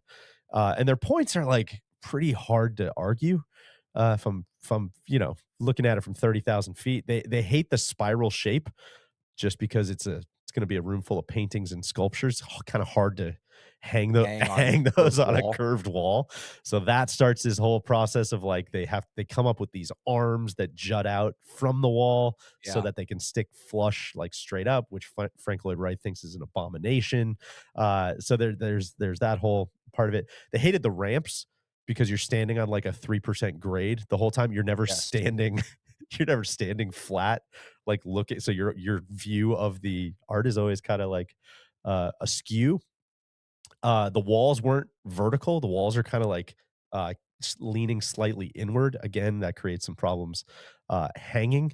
And then finally, you're in a big spiral. Like picture being in like a big giant spiral staircase, which means you can always see the stuff that's above you or the stuff that's below you, or you're never able to just like if you think about going to an art museum, part of the wonder is like you wander into a room to see Yeah. a piece and you're not looking at other pieces while you're doing it. You're just taking in that one thing. And so the artists are like, you're never going to be able to create that feeling because of this. So, and then the last thing is a lot of natural light, a ton of natural light. If you think about all the Glare. art museums you've been to, they're very, very controlled rooms, controlled lighting. And with this, it's like, well, the light's changing throughout the day, which means the pictures always look, the paintings or the sculptures or whatever always look different. Which again, all of that's good points on one end. On the Frank Lloyd Wright side of things, like makes the building feel alive, makes you feel like, if we're talking Feels about, like a journey yeah, versus Met, you feel like you're going into a vortex. totally. And his You like the day you're like, "Oh my god, I've been in here for 4 hours," whereas you kinda always know how far along you are in the journey when you go to the Guggenheim. exactly. And his point too was like, hey, these aren't like big Renaissance like oil paintings that are going. These are supposed to be like supposed to be avant-garde shit, as TC would Yeah, say. some Kandinsky stuff in there. Yeah. Yeah, there's some weird And so stuff. his point was kind of like, yo, that your art is all supposed to be all about breaking the rules, and like you're coming at me for the building. Like, what are we doing? What are we? Which it's like, it's kind of hard to argue with that too. You coming at Frank for the building? Yeah, and so Frank don't care. exactly, and so I loved his quote. He said that normal white walled neutral museums were its own form of tyranny. that he was put on the earth to just rage against, which I love. So the building finally opens in October of 1959. Response very mixed. People still argue about this all the time. The New York Times critic on the day, I thought, kind of bottom lined it and said, "quote The pictures disfigure the building, and the building disfigures the pictures." And in honesty, for this writer, at any rate, there's no point in pretending anything else. Which is, a pretty good way of saying it. I think is like the art is unbelievable, the building is unbelievable. The combination of the two is I don't know. Yeah, but you Basic should check it but you out. should check it out, and so all of that just made me really wanna go to the Guggenheim, because I had never been, and so that's a very quick high-level crash course on Frank Lloyd Wright as it pertains to 1959. Well, come on out to New I Jersey. We'll know. take a trip Oh, into the nothing city. would make me happier.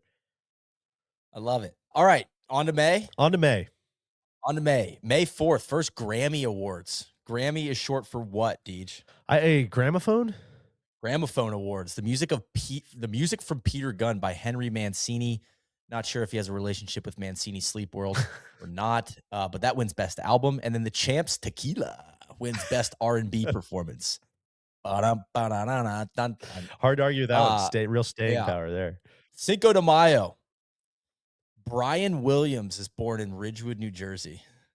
The NBC anchor, Oh, gosh, sure. nightly Yeah, news, yeah, yeah. Brian Williams, who I kinda, grew up on Brokaw, but we were an NBC nightly news family. Brian Williams, a bit of a soundtrack of Of my, course. evenings as a child. Yeah. Obviously, What a ride. he got canceled for lying about heroics and, uh, O Operation Iraqi Oh, one of the Freedom. foremost own goals of our time. So then they bring him back on MSNBC until 2021. I don't know what he's up to now. He retired. Yeah, I don't know. I always kind of like when he came back. He seemed to have like much more of a sarcastic sense of humor. Yeah, for sure. After he got tossed Yeah. from the nightly Bit of a news, you just can't trust the kinda guy. John Boehner vibe after he left Yeah, office. Yeah. exactly. So I wonder what Brian Williams I is don't up know. to. His Interesting his cat. He was daughter's born killing it, you know?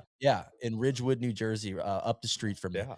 May 6th. Okay, so a little bit of Project Mercury space stuff here. Pigs were eliminated as Little Joe flight test subjects when studies disclosed that they could not survive long periods of time on their backs. Oh, too Um, much weight probably crushes their hearts or something. yeah, however, McDonnell did use a pig, Gentle Best, to test the impact crushable support of some type of test flight Well, rocket. The test was successful, uh, so Gentle Best did not I die. I know where we're going after this, so maybe leave that to me. Yeah. Yeah, But a lot of animals yeah. getting fucking, slingshotted into outer space during these months.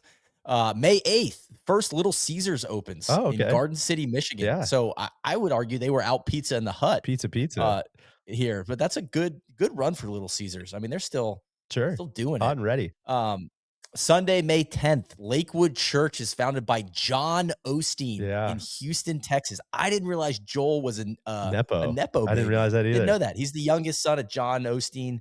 Started as a Baptist church in a tent, then became a non-denominational Christian church, and I guess part of the charismatic Christianity category. Then I kind of got steep on like what's charismatic Christianity, a form of Protestantism, kind of associated with Pentecostal, Okay. just great awakenings, evangelicalism, not a wormhole I was really in the mood for a couple nights ago. So shout out to the prosperity Of gospel. course. But yeah, I didn't realize that the Lakewood Church was this old. Deej, Sunday, May 17th, a very famous friend of the program is born in Charlotte, North Carolina. Grew Jim up in Jim Nance? Jim How Nance. about that? Hello, Yeah. friends. Born in Charlotte, raised in New Orleans, and then finishes his childhood, as you called out in a trivia thing we did at Pebble. Finishes it in New Jersey, Yeah. ends up at Houston, Roommates with roommates Fred with Couples. Freddie Couples, and then just kind of like balls out from there. Yeah. Ends up in CBS by the 80s and just like doesn't look back. So Hello shout out to hello, Nance. friends. Tuesday, May 19th, what would become known as the Ho Chi Minh Trail begins in North Vietnam. Mhm. Vo Bam was assigned the task of overseeing a program of facilitating transportation of soldiers, weapons, and equipment. General Vo Win Gap created Group 559 for the construction of roads and tunnels. Ho Chi Minh Trail, Oh, another wormhole. so sick. A lot going on in Yes. Laos at this time, Yes. just a lot going on. As someone who's trying to create some paths in my backyard, Yeah. objectively, it was kinda like, "Man, that's impressive stuff." Uh, Historically, yeah. Sunday, May 24th, John Foster Dulles, who had Mm, recently resigned as US Secretary of State, dies of cancer in Washington. President Eisenhower eulogized him as one of the truly great men of our time. okay. So I just wanted to shout that out and in the great men category. Great man, Um, horrible airport. yeah, that's what I was saying. I Yeah. was like, I don't know if his name is attached to something people would call great, but worth noting there. Deej, I gotta be honest, man. That's about all I got for May. Okay. I didn't, if I had to, Dude, I think I don't want things to force it no, here, I but love it. I think things slow down. Once you start kinda I felt the same thing. Big bang to start the year, and I think things kinda slow down. yeah. So we'll leave it there. Move on to June. Okay, great. In June, June 3rd, Singapore gets sovereignty from the United Kingdom, becomes a self-governing entity, sets them up for their full independence in 1965. We can circle back to that if we do 1965. June 9th, USS George Washington submarine gets launched. This is the First nuclear sub out of Groton, oh, Connecticut. took the words out of my mouth, Neil. It was nicknamed the George Fish, which is a great nickname.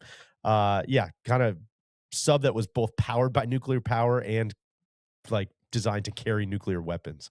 The real Sure. 2 for 1 there. June 25th, your guy, Charles Starkweather dies. You know who Charles Starkweather was? Uh, I should. He was a The name sounds He familiar. was a spree killer. Not a serial killer, but a spree killer. Just went on a massive spree, murdered 11 people in Nebraska and Wyoming between 1957 and 1958. I'm glad I didn't know He who was he a was. young man traveling around with his 14-year-old girlfriend, at the time. Got the chair in 1959 on June 25th. The last execution in Nebraska until 1994.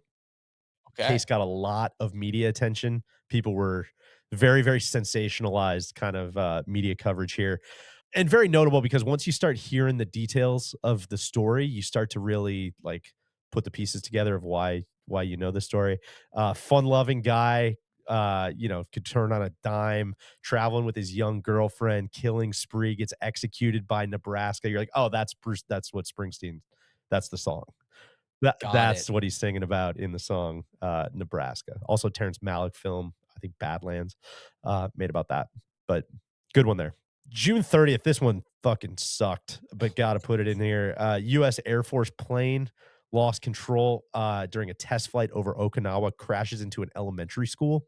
Ah, Awful. Killed 18 people, major tragedy. Can't imagine that was great for US relations, in Okinawa. Just a really shitty one there. The big thing, the award that I'm giving here and what is picking up what you were saying in May. I'm gonna talk about, Miss Able. Are you familiar with Miss Able? one of these animals that got launched into space, I think. Miss Able, yeah, was a Yeah. rhesus monkey, not to be confused with a Reese's monkey, as Randy would call it. Along with the squirrel monkey, Miss Baker became the first primates to survive a flight to space. This was a massive deal, and these two monkeys became quite famous. I believe they were on the cover of Life magazine. They launched from Cape Canaveral as a part of the Jupiter mission on May 28th. But then they reached a peak altitude of 300 miles, over 9,900 miles per hour, and then they splashed down 16 minutes later in the sea off of Puerto Rico. Just a few cuts, few abrasions from the helmets. But other than that, they were all good. Both monkeys survived with pretty minimal damage. Unfortunately, and this is what brings us into June, a couple problems arose when the doctors had to put Miss Abel under anesthesia to try to remove an implanted electrode. She went into respiratory arrest. They tried to save her for 2.5 hours. Ultimately, she passed away on June 1st. She was embalmed and positioned with her right hand over her chest in the Smithsonian. I thought this is a pretty good kind of patriotic pose for her to to be memorialized in. and just she'll live forever, kind of in the A true Smithsonian patriot. as a true patriot, an American hero.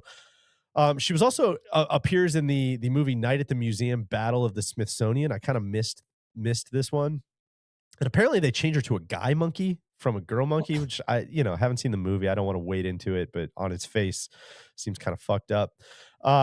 Just a quick note here. Originally, the space program wanted to use a monkey that was wildly caught in India. But President Eisenhower thought that this might strain relations with India if we're just running around scooping up your guys' monkeys and blasting them into space. It's just not a good look. Can't be doing Yeah, that. so this was actually one that they got from a pet shop, I think, in Independence, Kansas. So just kind of a freedom motif throughout. Talk about just wormholes, rabbit holes. I got way too deep after this, just reading about this program of all these monkeys they were just blasting blasting into space. They couldn't stop blasting these things So many animals into space. getting launched into space. Yeah, this started all the way back in the 40s, and a Yeah. lot of them would actually like survive the flight, but they would just kept dying on impact. It was like the fucking parachute wouldn't open, or the impact of crashing into the water. It kind of sucked. So I would shout out.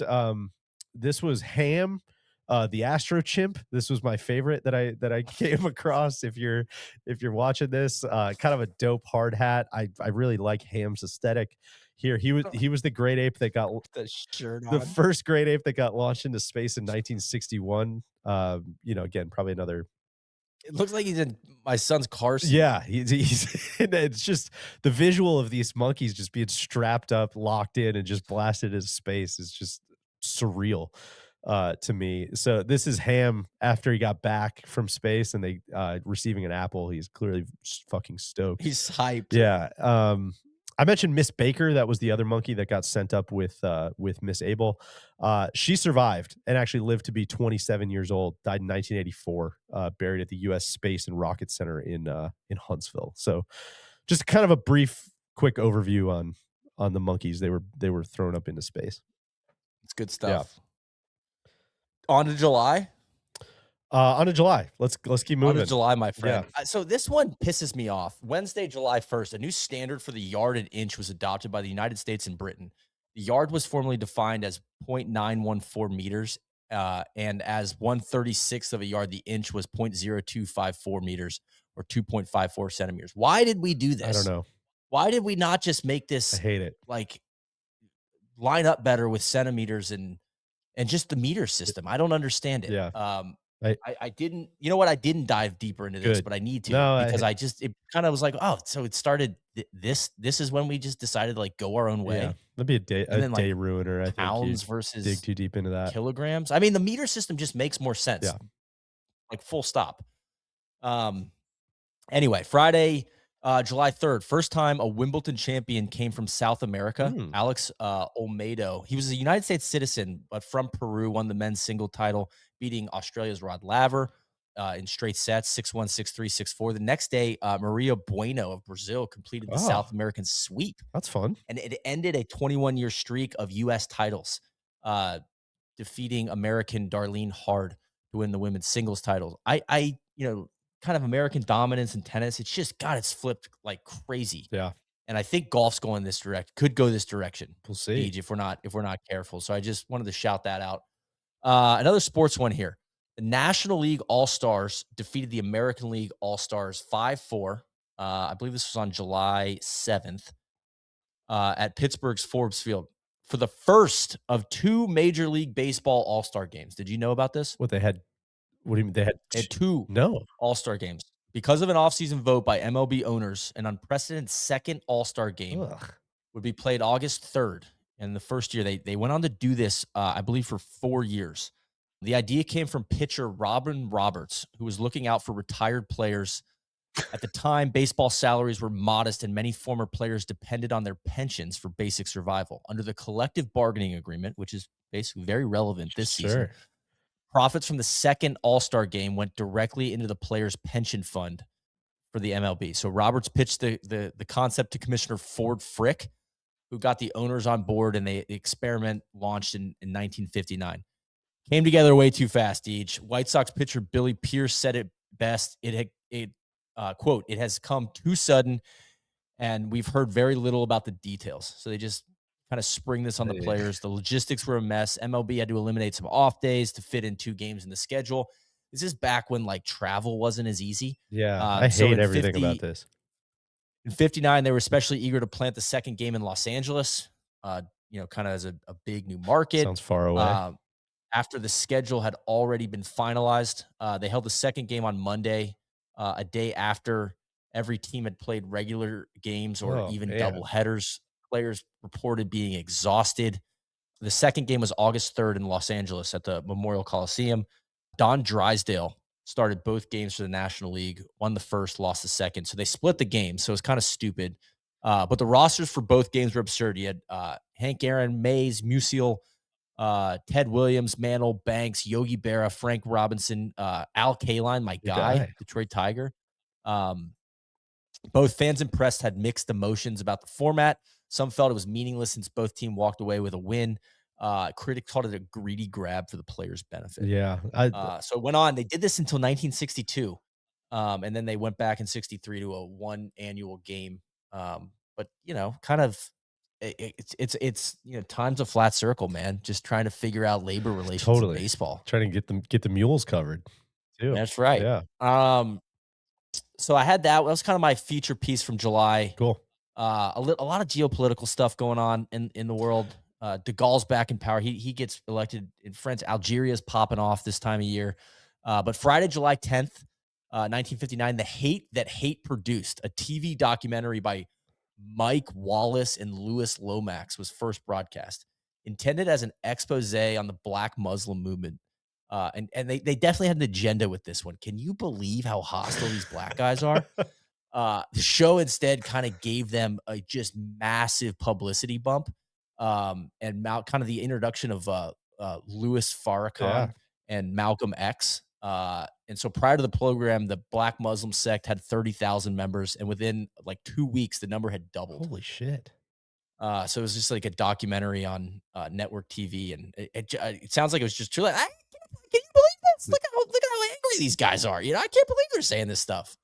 So some of go look that one Yeah, up. that's It's great. kind of interesting. That's a Um, yeah, there's a lot of monoculture stuff in here, right? I was kind of yes, thinking about that when you had the self-produced meth queen documentary. It's like, God, there's just so much stuff that you just can't ever watch when it all just gets funneled into the eye of just this tiny, tiny, tiny needle where it's like, no, there's yeah. 3 channels, there's 2 channels, there's whatever. It's like, oh, everybody's gonna see everything. That actually does make it out there. And so that's makes sense. Saturday, July 11th, big day. Your boy Richie Sambora, Yeah. Bon Jovi guitarist, is born in Perth Amboy, New Jersey. So I just wanted to celebrate that for you, Yeah. Deej. And then Saturday, July 18th, Bill Wright won the U.S. Amateur Public Links near Denver, Colorado, becoming the first African American golfer to win a championship, USGA championship tournament. Just wanted to shout this out I'd to never bring heard back that. the pub links. Yeah. Publix ruled. Pub links is Yeah, sick. I agree. I agree. All right, we're on to Good August. stuff. Yeah, August is a pretty tight one too, honestly. Maybe everybody's just on vacation. I don't know what's going on. Yeah. August 7th, I mean, this is where I'm starting to like, God, do I need to include all these? The Roseburg blast. There was a parked truck in Roseburg, Oregon, which was loaded with 2 tons of dynamite and 4 tons of ammonium nitrate. What do you think happens? I Uh, think it blew up. ends up it's just parked, but it somehow ends up catching fire and exploding. This was known locally as just the blast. Again, like I was saying earlier, a lot of people thought it was an A bomb going off from the Soviets, which I could see why you'd think that if that's all you're thinking about all the time. To what you were saying at the beginning, this led to much stricter regulations about transporting explosives. I'm for that. I think that's probably a good thing. Ended up killing 14 people across a 30 block disaster area. Broke windows like 7 miles away from the blast, which is pretty crazy to think about. And could have been heard as far away as Eugene, which was 70 miles away. That's how big it was. Yeah, Shit. big one. Same day, an absolute mega flood in Taiwan. Yeah. Typhoons were Oh popping in my gosh, 1959. yes. I saw a lot of typhoon A stuff. lot of typhoon stuff, 1,000 people dead or missing. Brutal, so destructive, it wiped out 10% of Taiwan's GDP for that year. Yeah, Jesus. massive. In better news, August 17th, Kinda Blue, the Miles Davis album, is released, regarded by many the greatest jazz album of all time, possibly among the greatest albums of all time, period, point blank. That's a big one. On August 26th, the launch of the first Mini by the British Motor Corporation. This is kind of a fun little dive. The Mini came about because of a fuel shortage in 1956, which was caused by the Suez Crisis. Yeah. And Time is a flat circle. 100% topical here. So fuel is being rationed like crazy, particularly in Europe and particularly in the UK, which led to a slump in the sale of big cars. People aren't buying as many big cars; they're looking for smaller things, and it led to a huge market for what was called the German bubble car. This Whoa. is a photo of the German bubble car. Looks like something out of Dr. Seuss here. The head of the British Motor Corporation was this guy, Leonard Lord, who absolutely fucking hated these cars. He hated these German bubble cars. He vowed to get rid of them. We need to rid the streets of these horrible cars. We need to stop importing them into the UK. We're going to make a proper miniature car. So this led to the Mark One. Yeah, just the eventual, the Mini Cooper, and Schusters were a mini there you family. go. My dad had 3 separate minis through high school and college. Handed one down to TC. He drove a mini for years. It all stems back to the Suez Crisis in 1956. So there you go. And the big news, my big winner. It's also funny that then the British Motor Corp ends up getting owned by BMW. Exactly. How about that? So my big news, the big thing here, August 21st, we mentioned it off the top. Hawaii becomes the 50th state. Massive. This is, you want to talk about not, yada yadaing Sure. things, very, very complex, very often very ugly. American history in Hawaii, of course. So this is the briefest of brief histories here. Group of sugar and pineapple businessmen who were backed by the U.S. Marines back in 1893 overthrew the existing Hawaiian government. This happened when Grover Cleveland was president. Grover Cleveland, to his credit, not down with this. It's like, this is not okay. We can't be doing this. Who's in charge? What are we doing? Identify yourself. So he commissioned the Blunt Report. Is the name of Neil's band in high school, the Blunt Report, to look to look into this, and they declared that all of this was just a lawless, illegal action. You can't just go overthrowing governments. But Grover Cleveland not in office for much longer after that.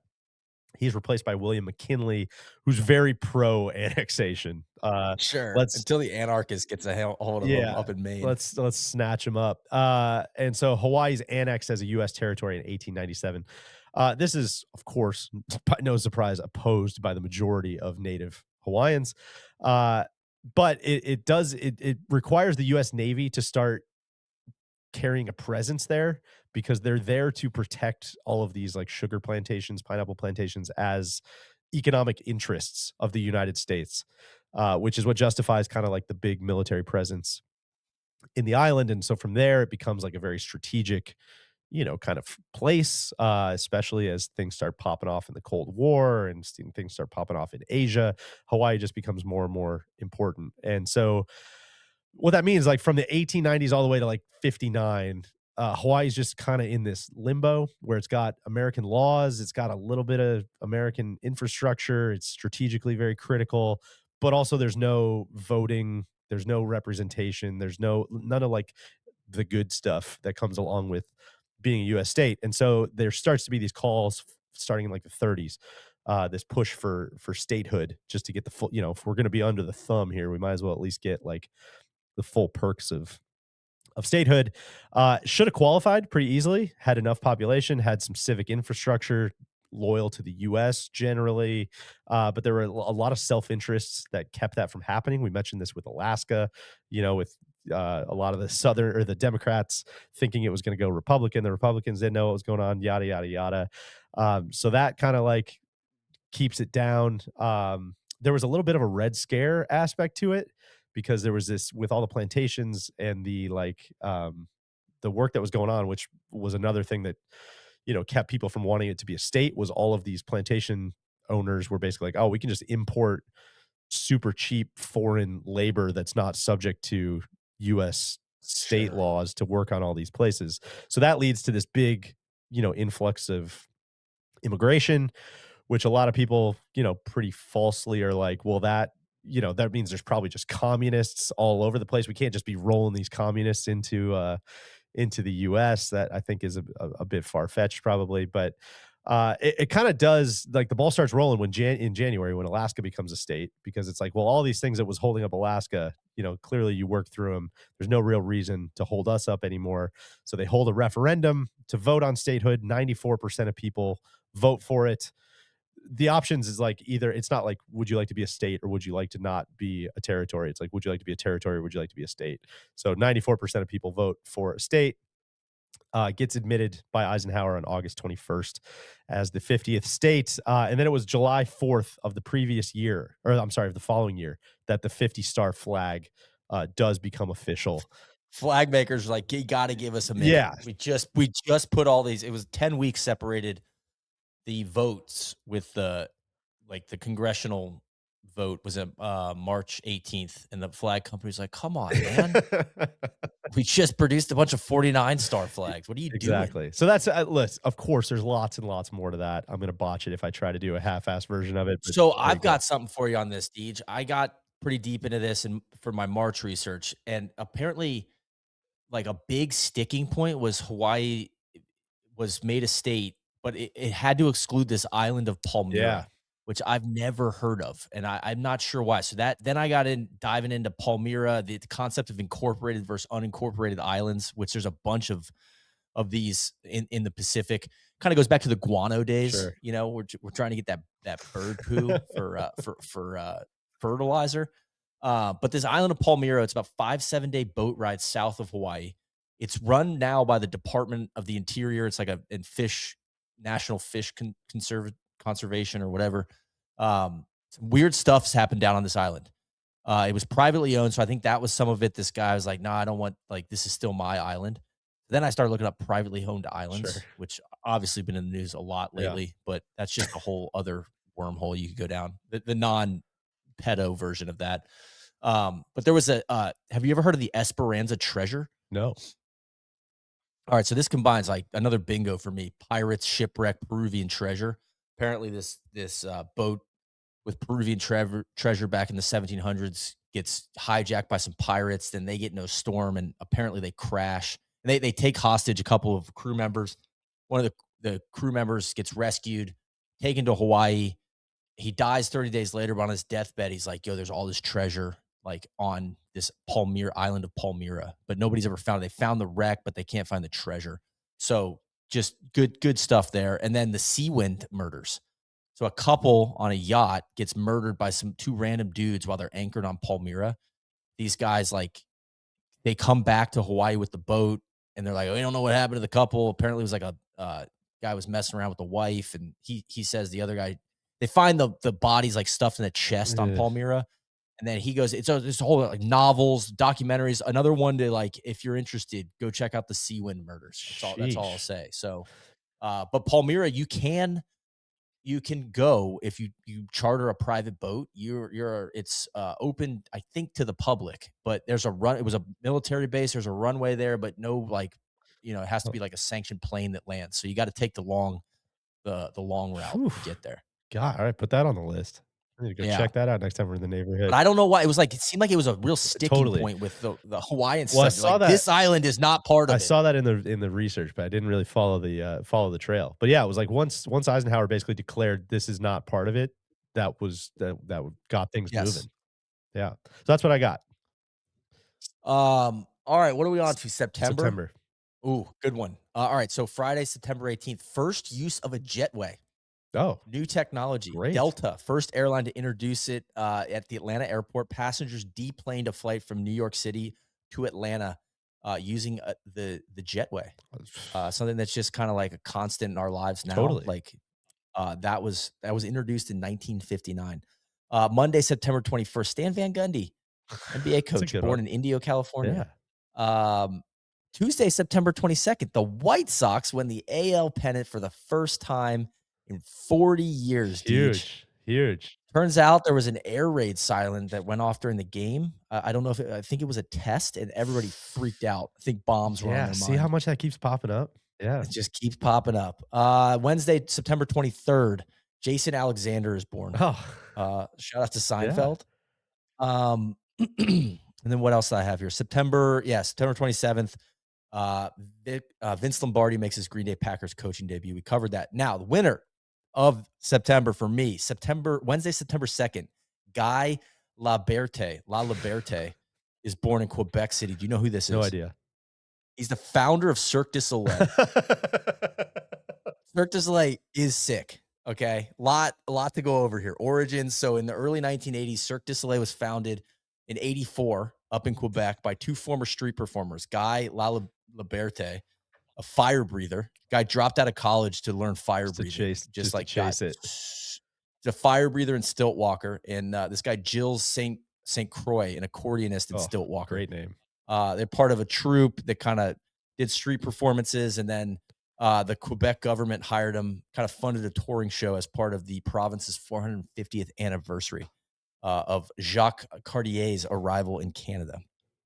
So the concept, the name means Circus of the Sun, and Laberte said, I don't know how to say his name. So Just call him I'm just gonna Guy. call him Yeah. Guy. My guy said the sun symbolized youth and energy. The radical idea was the circus had no animals, and they replaced it with just acrobatics, theatrical storytelling, original music, elaborate staging that felt more like live theater Fuck than yeah. the Barnum and Yeah. Bailey's and Wild Bills and all that stuff. So, Just a a little upscale stuff here. something that I've heard in my life for decades and never really Have thought you ever about. been to Cirque du No, I Soleil? haven't. Oh, But I'm dude. as I mean, you're they get these hearing. motorcycle guys Yeah. rolling. They come to Atlanta when I was a kid. I loved it. I was way in. Yeah, as you're describing, I'm like, what a sick idea. So they just they're doing their thing throughout the 80s. Then late 80s, 1987, there's a performance at the Los Angeles Art Festival. Put Cirque du Soleil on the map in the United States, kind of transformed it from a quirky Canadian touring act into like an international brand. And then in the 90s and 2000s, things just like up into the right. Kind of it explodes. They launch, a landmark Las Vegas residency in 93, Mystery, and O in 1998. I didn't realize O was that I old. didn't I either. thought that was more of a 2000s thing. And then they're just on tour like all year round. Uh, uh, our guy becomes a billionaire during this time frame. With a So, B. in yeah, with a B. So things get really weird. So right before COVID, the circus was raking $850 million in revenue in 2018 and had like 4,000 performers and employees. I mean, they're just like they're balling out. So COVID happens, right? And right before this, our guy sells out. He sells 90% of his Oh ownership my in god. 2019 and sells like the rest of it. I either like right before COVID or during it. So he just like times it perfectly. He gets out. So they kind of overexpanded, loaded Oh, up the company with debt, and then the pandemic hits, which shuts down every live show simultaneously. Like, couldn't think of a worse truly. business for COVID. So they go into bankruptcy in 2020. It's acquired by creditors. It's been restructured, and they've since relaunched shows. But Guy is out, man, Whoa. and I think he clears like between 1.2 and 1.6 billion. So what's he up to these days? Read my mind. So, in 2015, he sells 90% of his stock in Cirque du Soleil, and then February of 2020, right before COVID, he sells the remaining 10%. So he's completely out of the company, and estimated net worth like between 1.2, 1.6 billion. He's a serious poker player, and he's terrible at it. So this is But he according does to have a some lot of Wikipedia of stuff. money. Starts playing super high stakes poker and cash games around 2006, and across 6 online accounts. According to Wikipedia, Guy has lost approximately $31 million playing online poker. He's also done some charity Sure. stuff. He's big into like clean water around the world. So that's something. He went to space in Really? 2009. He became the first Canadian space tourist. I thought that kind of linked back to Yeah. our theme for 1959. He was launched into space on the Soyuz TMA 16 spacecraft, which I believe is Russian, up to the International Space Station. He later published a book of Earth photos from his trip. Great. And then he bought a Doomsday Island, another theme, private Yeah. islands, man. In 2007, he purchased the atoll of Nuku Tepipi in French Polynesia and had been developing it as a self-sustaining shelter for his family and friends in the event of a global catastrophe. It's solely solar powered and ecologically autonomous, so it's off the grid. And then he got arrested Ah, on, I think, either on the island or because of the island, because he was cultivating cannabis for personal okay. use. Well, that's better Um, than some of the things other people were doing with their private islands. yeah, so it wasn't I when I saw the arrested part, I Yeah. was like, "Ah, damn Yeah. it, with the private island, that's tough," but it's just because he's smoking the weed. Okay. I So yeah. yeah, it seems like Guy kinda just timed it up really, really well. What a Takes his fire breathing, turns it into a billion, unbelievable. and then just cashes out at the perfect time. That's So, great. good stuff. That's an inspired dive there. Yeah. Great stuff. Okay, are we rounding we're kind of rounded for home here.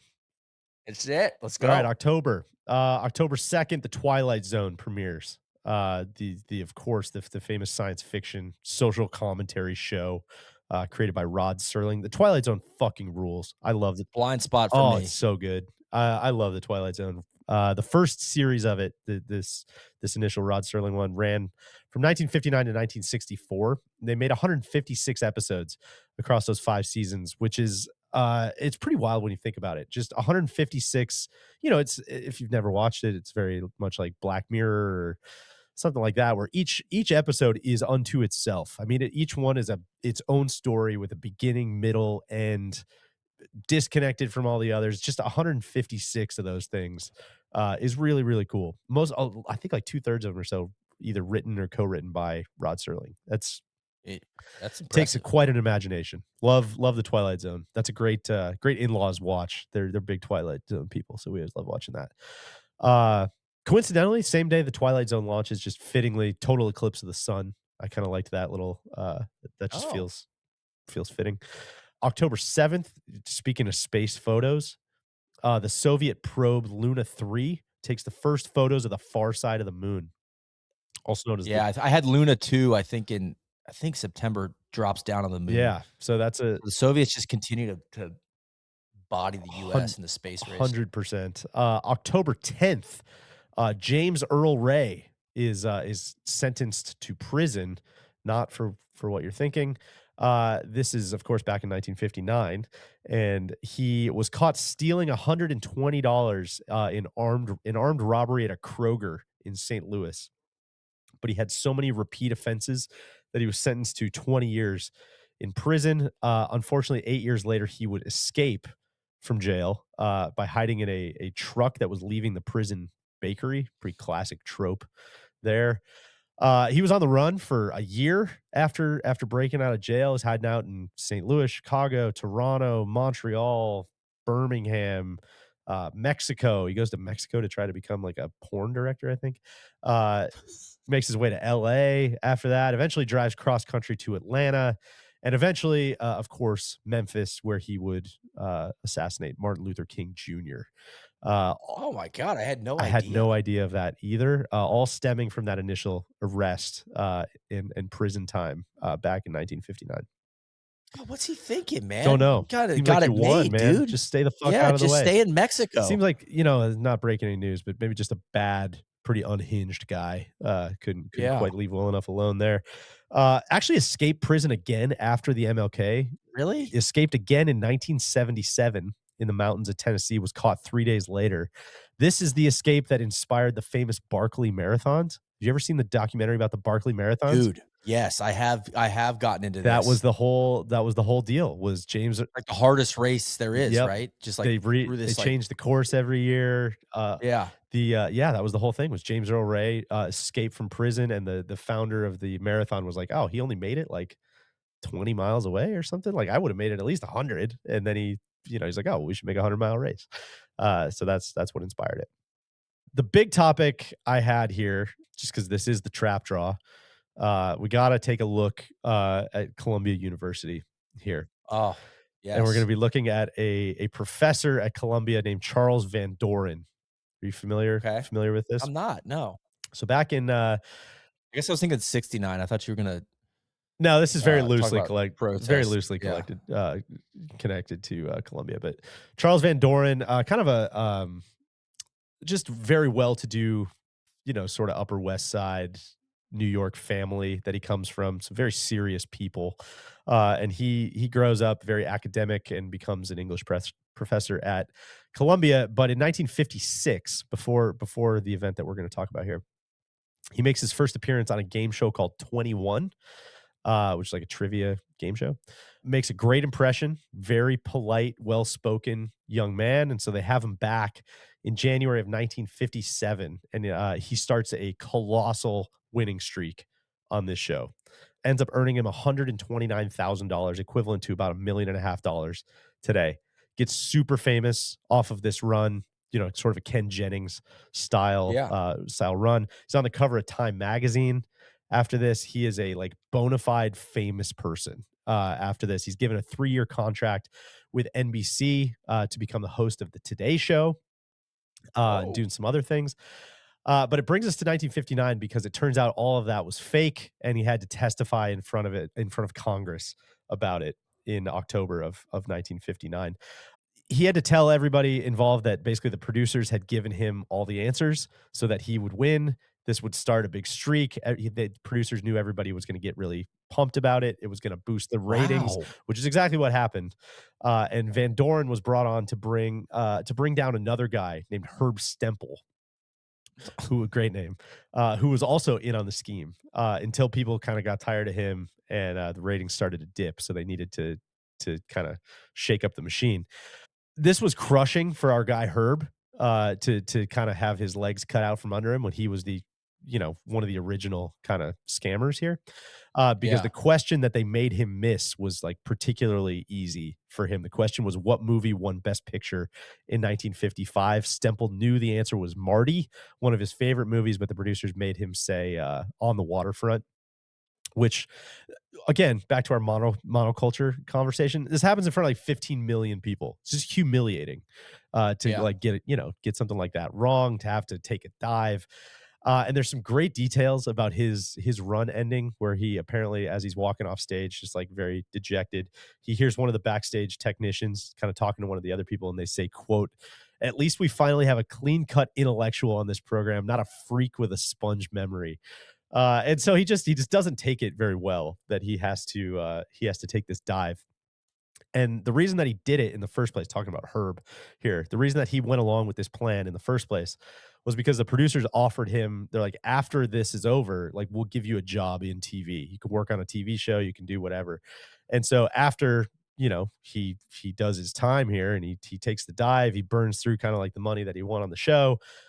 He tries to follow up on that, and they're basically like, "Oh yeah, no, we're not doing that. You're not getting a job." So then he outs So then him. he outs him, becomes a whistleblower, and the whole thing kinda blows up. Robert Redford made a movie about this called Quiz Show. I've somehow never seen that. I don't know how the fuck I haven't seen this movie.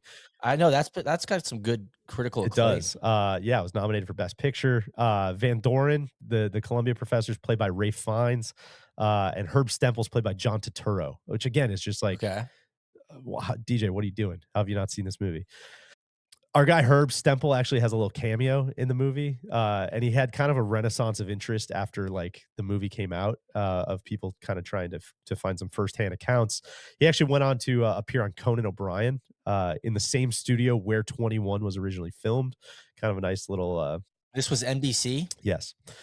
What a stain Yeah, right? on the peacock. And so, again, this is another one you can look up on your own, but just this was not the only one. There was a lot of quiz show scandals around this same time. There were a lot of shows, like, doing the same God, thing. that's revelatory for me. That sucks, man. Yeah, We can't have nice and things. so, Charles Van Doren, the guy who, became the big famous celebrity, like, just had to walk it all back. Had to, bit of a Brian Williams situation. Yeah. Had to walk it all back and just kinda admit that he was a fraud and, just kind of become like a private citizen again. He did go on to become crazy small world. He went on to become the editor of the Encyclopedia Britannica, which Really? is pretty sick. Wrote a bunch of books. Did Columbia, I fire him? believe so. I'd have to double check, but Yeah. I think so. wrote a bunch of books, bunch of like academic texts and stuff. So he was a smart Wow. guy, but yeah, just kind of got wrapped up in the wrong thing here. And he refused to comment or do any interviews about the quiz show scandal until he wrote a first person New Yorker article in 2008 about it. So little dive into the quiz show scandal there. What do you got? What do you got for Um, November? Not a ton in November, honestly. I mean, things are popping off in Rwanda, Yeah, like kind of, the time is a flat circle there. We've got the first Ski-Doo Monday, March 19th. The first Ski-Doo, a snowmobile with a new lightweight 30-pound engine, yeah. was manufactured in God, Quebec. we were big Uh, Ski-Doo family when I was One a of kid. 250 made on the first day of production. And within, I don't know, 5 years, more than 200,000 Ski-Doos were being sold annually in North America. So that's kind of a underrated Yeah, machine. It probably changed things up north. 100%. Also on Monday, Linda Cohn was born, first full-time female sports anchor in the United It's a great States. one. I give a shout out to Linda Sports Cohn. Center. Another shout out longevity Yeah. there. She's been doing it for a long time. And then the big one I had was November 22nd in Minneapolis, on the morning of the American Football League's first owners meeting. The Minneapolis Star Journal carried the headline "Minnesota to get an NFL Mm, franchise." The owners of the AFL Minneapolis team denied the story, but they were soon awarded the NFL's 14th team, the Minnesota Vikings. So this is back when the NFL, AFL were, blood enemies, and Minnesota kind of crosses the picket line. And probably there's a good quote in decision. here. Yeah, legend has it that Harry Weismer brought copies of the newspaper to the banquet, pointed to Max Winter, and said, "This is the Last Supper, and he's Judas." The Minneapolis AFL team was then replaced by the Oakland Raiders Sure. right after. So then Al Davis, another big NFL character, comes into play. And then that same day, the New England Patriots were founded by Billy Sullivan, then known as the Boston Patriots. And we had a whole deep dive on the Patriots on one of our owners pods Yeah. if you want to go look that one up. And then I had to shout this out. Sunday, November 29th, DJ's absolute boy, his number one boy, Rahm Emanuel, was born in Chicago. I was hanging on that. I could not wait to hear His who was my number number 1 one boy. boy, Rahm. Love it. That's great. Uh, that's it? December? That's it. Take me to December. December, I'm gonna give, I got kinda just a bunch of random ones, so I won't build any suspense. December 1st is gonna be our winner here. That's when the Antarctic Treaty was signed. Okay. Big deal here because Antarctica was already kind of becoming a source of some tension due to geopolitics. You know, no real like indigenous human population. So all of a sudden, it was kind of just like a who owns it. Man, it'd be nice to launch some subs from there. Man, it'd be nice to Yeah. put a couple missile launchers down there.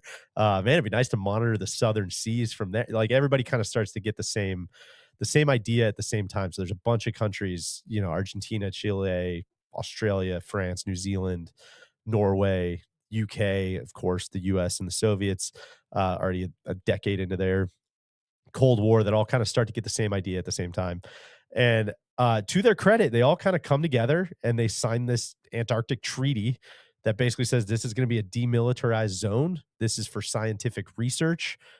We can do scientific research, you know, maybe not like super kumbaya, but like it's okay if the US scientists are next to the Soviet scientists.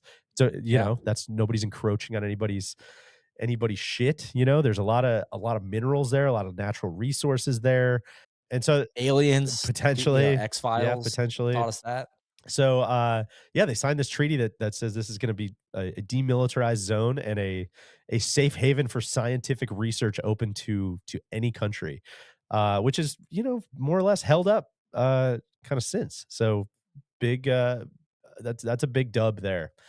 And then just kind of a bunch of other little random one-off stuff. The Eisenhower Peace and Friendship World Tour, 22,000-mile trip, visits to 11 countries. Wow. Yeah, just trying to like cool some Cold War tensions, build up some US alliances. Italy, Turkey, I'm Pakistan. kinda jealous of that. Like, I remember watching The Crown on Netflix, and it's just like the world Yeah. tour back when I was like, yeah, it wasn't really easy. Like, actually, in '59, the first, like, trans-Pacific flight, I think, happened from the Qantas was started coming from Australia to San Francisco. But back when it's like, yeah, man, we're just gonna like we got to just do the big world Yeah. tour on the boat. Let's just Like, knock it all out in one just stay on swoop. the road, Yeah. man. You just stay on the road. 100%. Yeah, there's some good stuff that came out of that. I didn't really know this. The US had 5,000 troops stationed in Iceland for like 8 years, that finally started coming home in 1959. How about Yeah, that? this was like it was like the Iceland Defense Coalition or Federation or something. This was a there was a scandal that came along with this. The reason I mention it because the Icelandic government kept it a secret, but they wouldn't allow the military to deploy any black soldiers as part of this unit, which I guess the US went along with. Just kind of a weird one. December 12th, I think this is a good place to end our space talk. The United Nations develops the Committee on Peaceful Uses of Outer Space. That's a, important committee. After Sputnik goes up, everyone starts to get pretty worried about what other countries are going to use space for. So this was Sure. made a permanent body of the General Assembly of the UN, which again critically just a big deal that both the US and the Soviets are part of the same committee here. That's what I was saying. Throughout the year, there's kind of a thawing. Like Khrushchev comes to the Yeah. U.S. He's really grumpy, but he's making the trip. Does he go to like a Uh, baseball game or something? I think I saw yeah, that. he goes to L.A. Gets all mad at the mayor.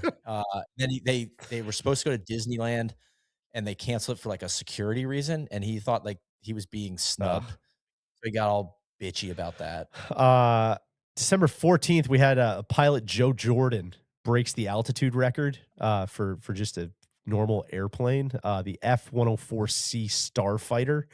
He flies that bitch up to 103,000 feet, breaks the Jesus, previous record by 5%. The next day, I mean, big week. The next day, Joseph Rogers breaks the speed record. So, like, we're going up and we're going fast. Becomes the first person to travel faster than 1,500 miles per hour. I got to imagine that's going God. to rattle you up. Probably would have shook up some of those monkeys.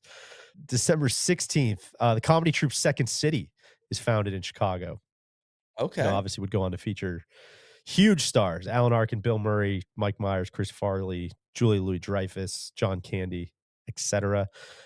Filming begins, I think, that same day on the infamous Psycho shower scene, one of the most famous Yeah. scenes in history. The USS Scorpion launches on December 19th. This was a pretty uneventful at the time, but one to file away for you.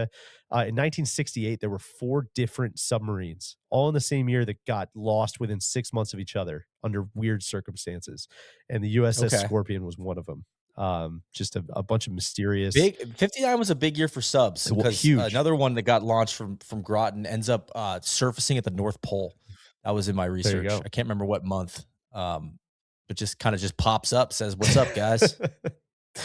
December 22nd, tough one here. Chuck Berry arrested in St. Louis for violating the Mann Act, MANN, which was basically a sex trafficking act, Yeah. transporting underage people across state lines for lewd and sexual purposes.